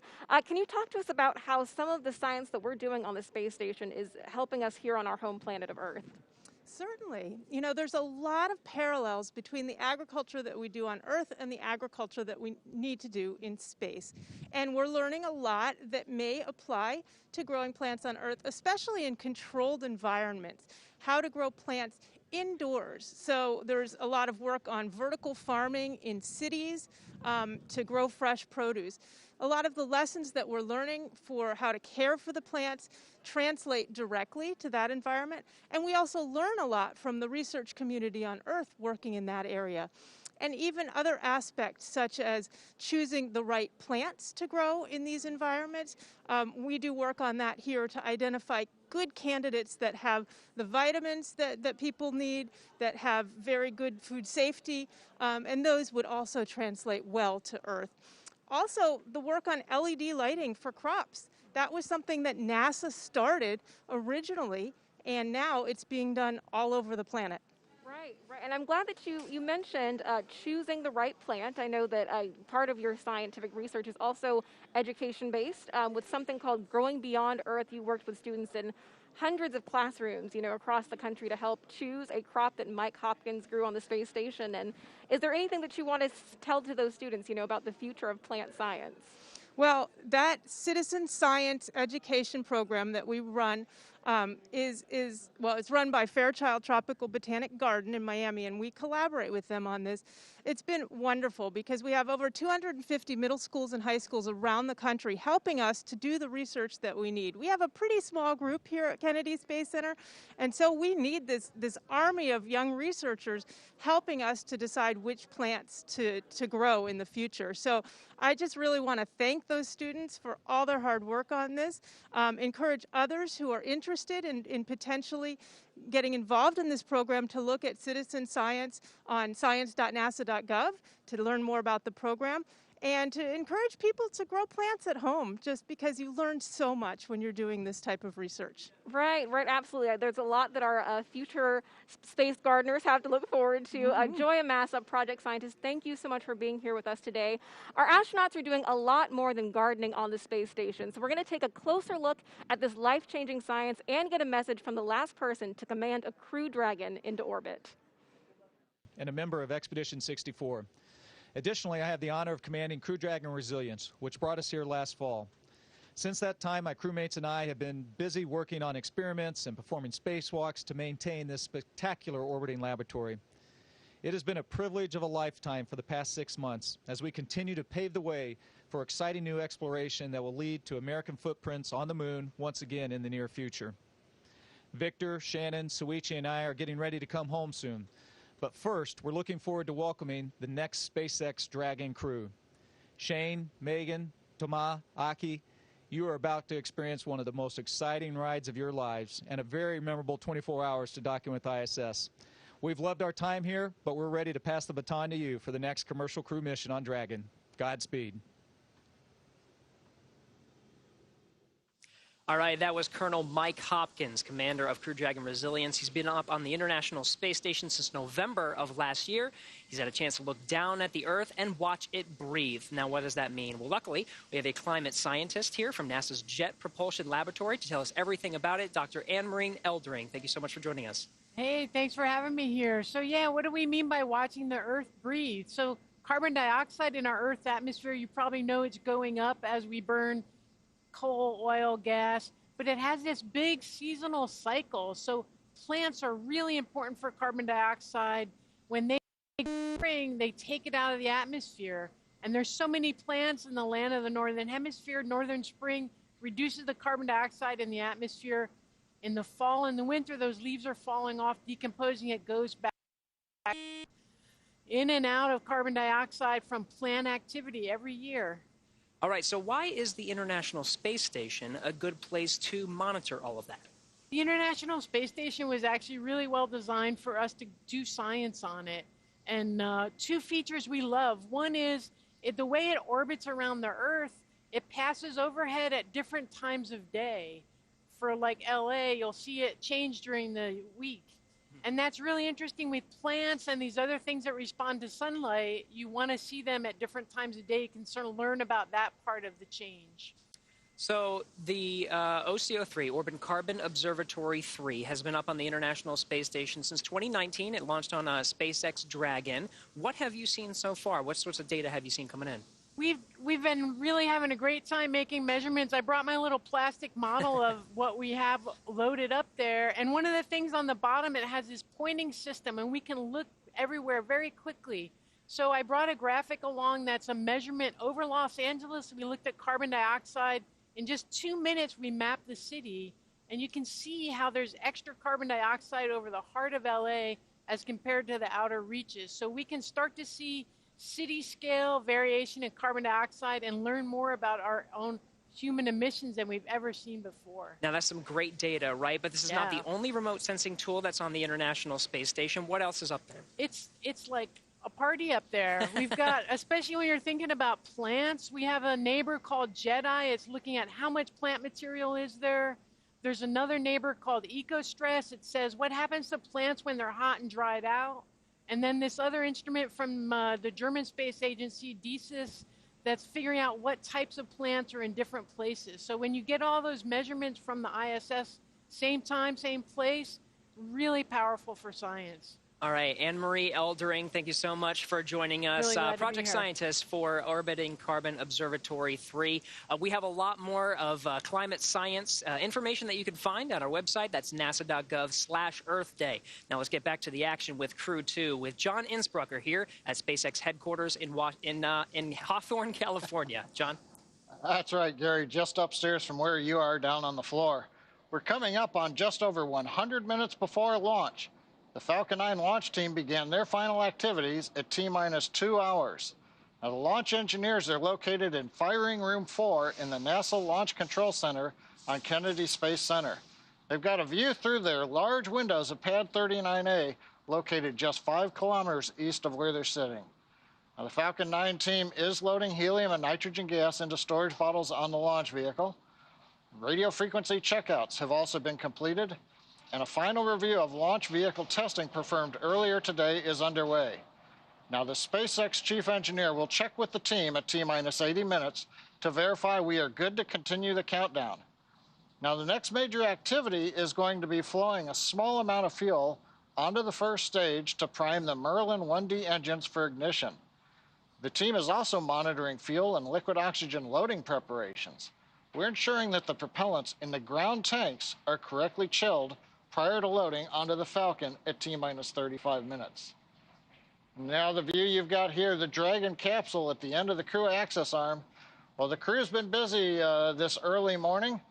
We've got all 4 of the astronauts are in the capsule. The hatch is closed. The comm checks with the SpaceX launch team are complete, both with the Dragon flight crew as well as the Falcon 9 launch crew. We've also done a leak check, and that confirmed the hatch is correctly installed. It was completed with no leaks. Now, at about T-minus 1 hour, the support team will be clear of the crew access arm and the pad. And actually, right now, we're running well ahead of schedule, so they're beginning to button things up, and so they may actually leave the launch pad area a little bit early. Now, the range will begin their final sweeps of the flight hazard and caution areas. And for the weather, the good news right now is that everything continues to look good. The weather possibility of bad weather is only 5% right now. What we're mostly looking at is in case a cloud with some rain in it pops up along the flight trajectory. but that doesn't look to be a big issue right now. We are waiting at T-minus 1 hour for some last weather data that'll tell us the Dragon weather conditions if they are go for launch in the case of an abort. We need to make sure that it's not too windy. If Dragon had to do an escape maneuver from the Falcon 9, we don't want the winds to be too high as they come down into the ocean. But right now, everything looks good, both at the launch pad as well as the downrange and contingency landing locations, looking good weather-wise. So right now, everything's looking go at T-minus 1 hour, 37 minutes, 28 seconds. And Jasmine, back to you in Florida. Thanks, John. This mission is demonstrating our partnerships across the country and around the globe. Joining me now is Hiroshi Sasaki, Vice President of Jaxa and Director General of the Human Spaceflight Technology Directorate. Thank you so much for joining us today. Welcome. Thank you very much. Of course. So Crew 2 will be the second commercial crew mission to include a Jaxa astronaut. Can you tell us what the commercial crew program means to Jaxa? Yeah, commercial crew program is very important for also us that our Japanese astronauts on board. And Aki, as well as the Japanese folks, is so excited that Japanese astronauts Soichi and Aki will meet each other in the space stations. And it is a symbol of the Japanese astronauts are active in space. And it inspires and gives hopes to the Japanese young people. Right, absolutely. So I'm glad that you mentioned that Aki Hiko Hoshide will be joining Soichi Noguchi on board, and this will be the first time that there is a direct crew handover with two Jaxa astronauts. Can you tell us how that's inspiring the next generation of Jaxa astronauts? Yeah, now we are selecting the new astronaut for not only the ISS, but also the moon missions. And these activities very inspires people to want to go to the space and even the moon, I think. Right, absolutely. There's a lot of inspiration, of course, coming from the two of them. And like Soichi, Aki has had a lot of experience. He's flown on Shuttle, Soyuz, and soon a Crew Dragon, which is very exciting. Can you tell us what unique skills he is bringing to Crew 2? Yeah, he has lots of experience, and I think that he is very relaxed to the launch. So maybe he will lead the other astronauts to the relaxed and good mind. I think so. Yeah, no, that's good. We're glad that he's relaxed today, that he's ready to go. We're all ready to watch him and cheer him on. So can you tell us what is next for Jaxa and the commercial crew program? Yeah, the next we already assigned Macarthur, very famous astronaut, and also Furukawa, his second flight. And we want to send a Japanese astronaut every year. That's fantastic. We're looking forward to that cadence of Jaxa astronauts going to the space station. And you also mentioned the moon, inspiring people to go back to the moon. So last year, Jaxa signed the Artemis Accords, which is speaking to our continued partnership in space. Can you tell us more about that? Yeah, Japan is signed not only the Artemis program, but also the Gateway MOU. And we want to contribute using our expertise, such as ecosystem or transportations, and even astronaut. Right. And we want to go together to the moon with international partners. Exactly. No, it's all about partnership. It's all about going together. Is there anything that you can tell us that Aki will be working on station? Any specific science that he'll be doing? Yeah, he will conduct lots of science research and technology demonstrate, such as protein crystal growth for the medicine design, contributing the people on the ground. And a demonstration was an enhanced water recovery system for the future explorations. Right. That's fantastic. We know that he's going to be doing great work, and I'm sure that you are excited to see today's launch. Can you tell us where you'll be watching from later on today? Yeah, I'm looking forward to seeing the beautiful launch. Fantastic, wonderful. Hiroshi Sasaki, thank you so much for joining us today. We are honored to have you here. And now we're going to take it back to Marie at the KSC host desk. All right, thank you, Jasmine. We are currently at T-minus 1 hour, 32 minutes and counting until Crew Dragon flies its next 4-person crew to the International Space Station with the astronauts you see live inside the Crew Dragon Endeavour spacecraft. Commander Shane Kimbrough, pilot Megan Macarthur, and mission specialists Thomas Pesquet and Aki Hoshide. At this point in time, we expect the closeout team to be given the go to leave the BDA, the blast danger area. We're waiting to hear that call out. They're just doing final inspections. So all good news, proceeding to an on-time liftoff this afternoon. The milestone that will be coming up after that will be the launch escape system checks, or LES checks. That will happen around T-minus 1 hour and 30 minutes, and those will be conducted by the Falcon launch team. Those checkouts are a standard part of the launch countdown and critical to make sure that everything is in working order before arming the launch escape system, and which, of course, there we see the closeout team leaving the Dragon capsule, walking down the crew access arm.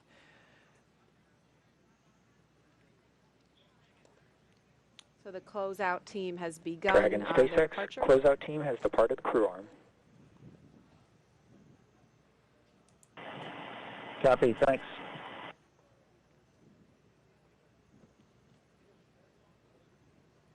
We just heard confirmation that the pad closeout team has departed the crew access arm.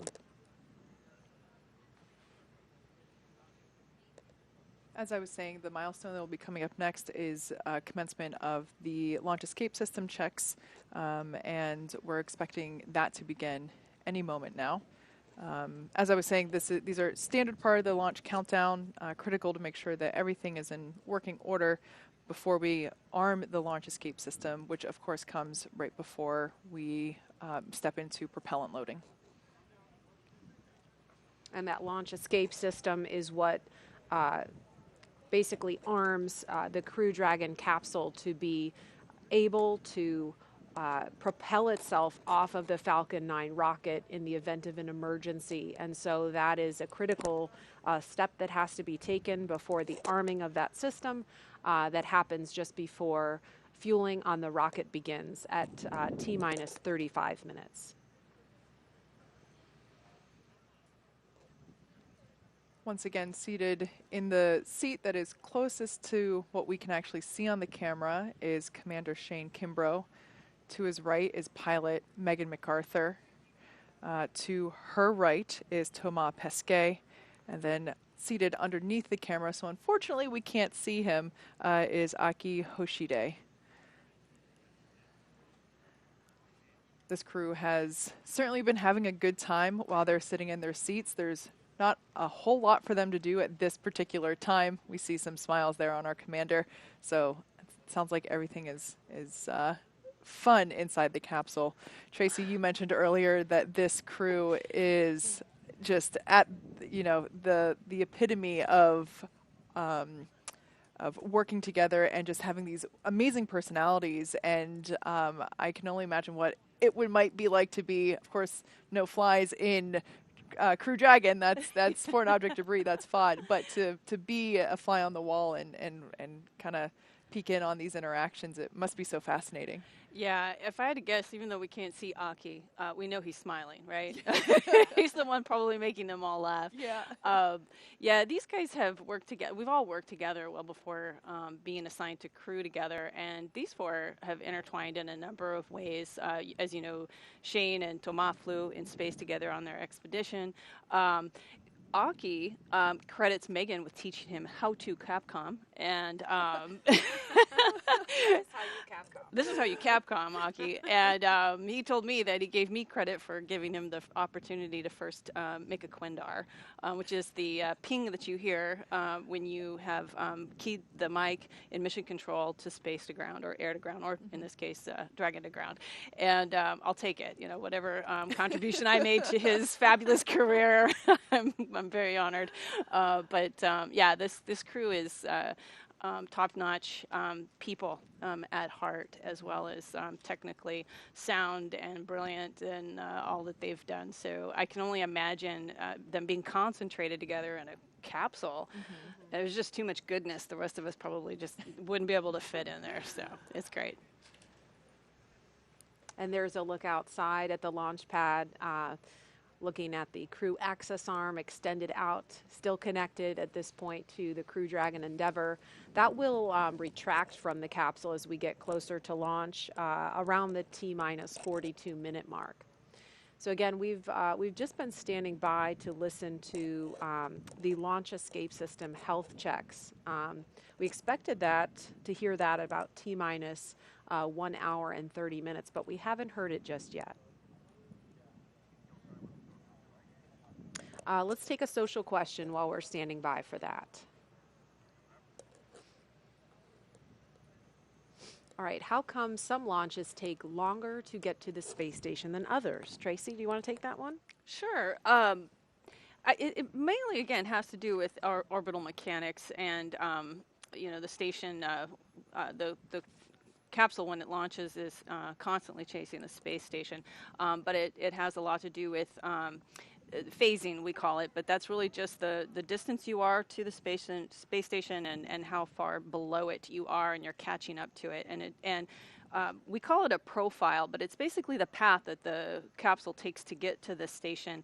And each milestone of that is a engine firing that takes it closer to the station, either in altitude or in proximity. And how that's designed plays a big role in how long it takes to get there. Plus, engines performance and propellant and a number of factors can go into that make it anywhere from 2 days to 2 hours. And so it's quite a range of time to get there.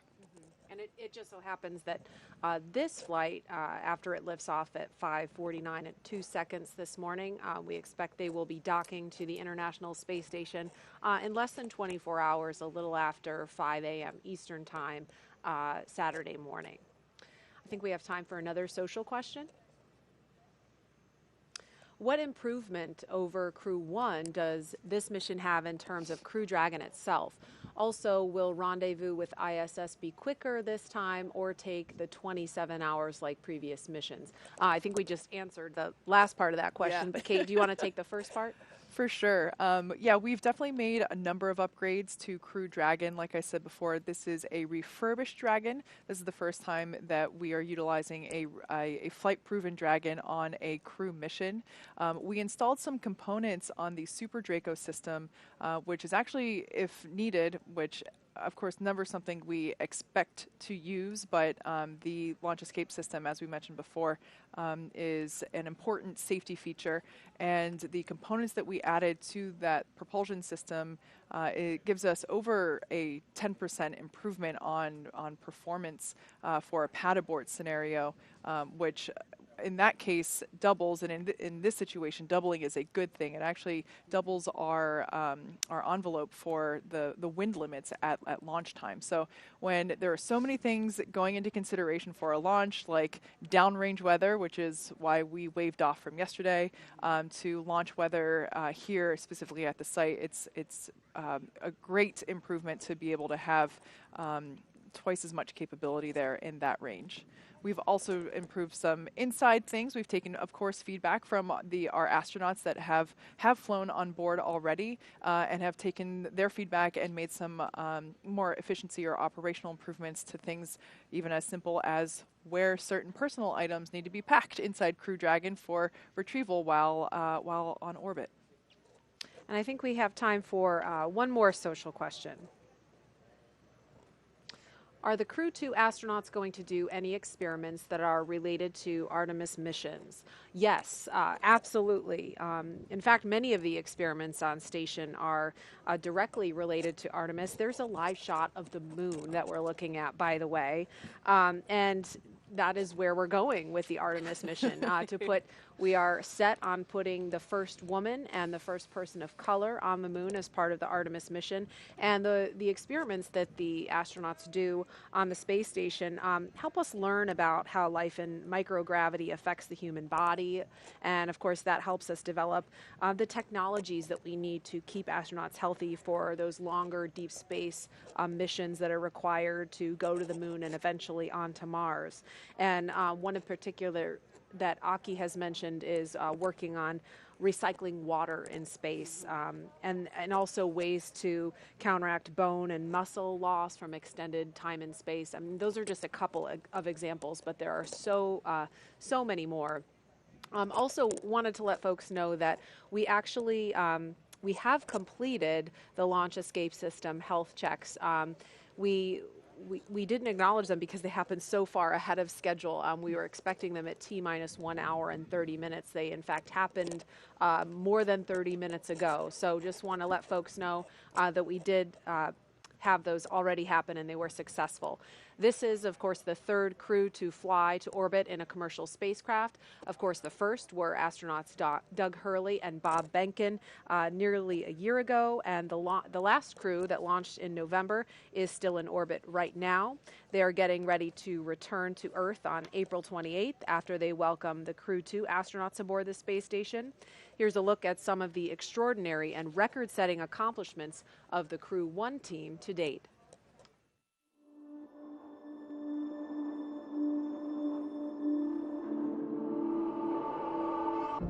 You know, it feels great to be a part of this transition from a test program, a demonstration program, to an operational program.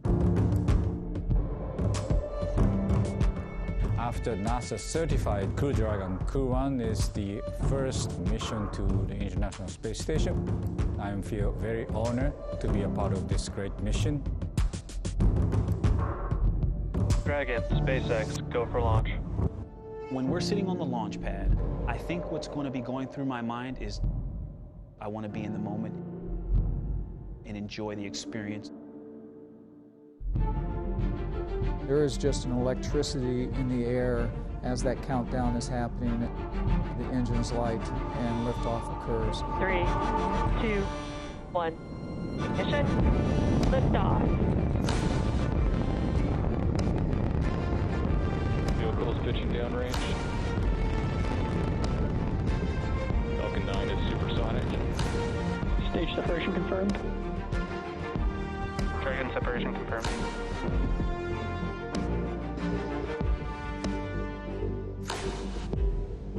Dragon, SpaceX, trajectory nominal.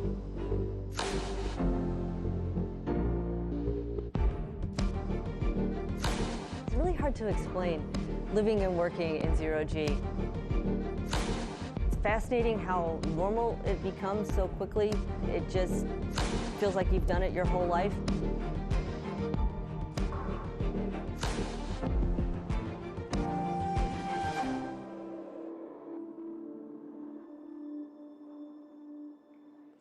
We are on the cusp of the third crewed launch for the Commercial Crew program, signifying a regular cadence of human spaceflight launches from right here at Kennedy Space Center.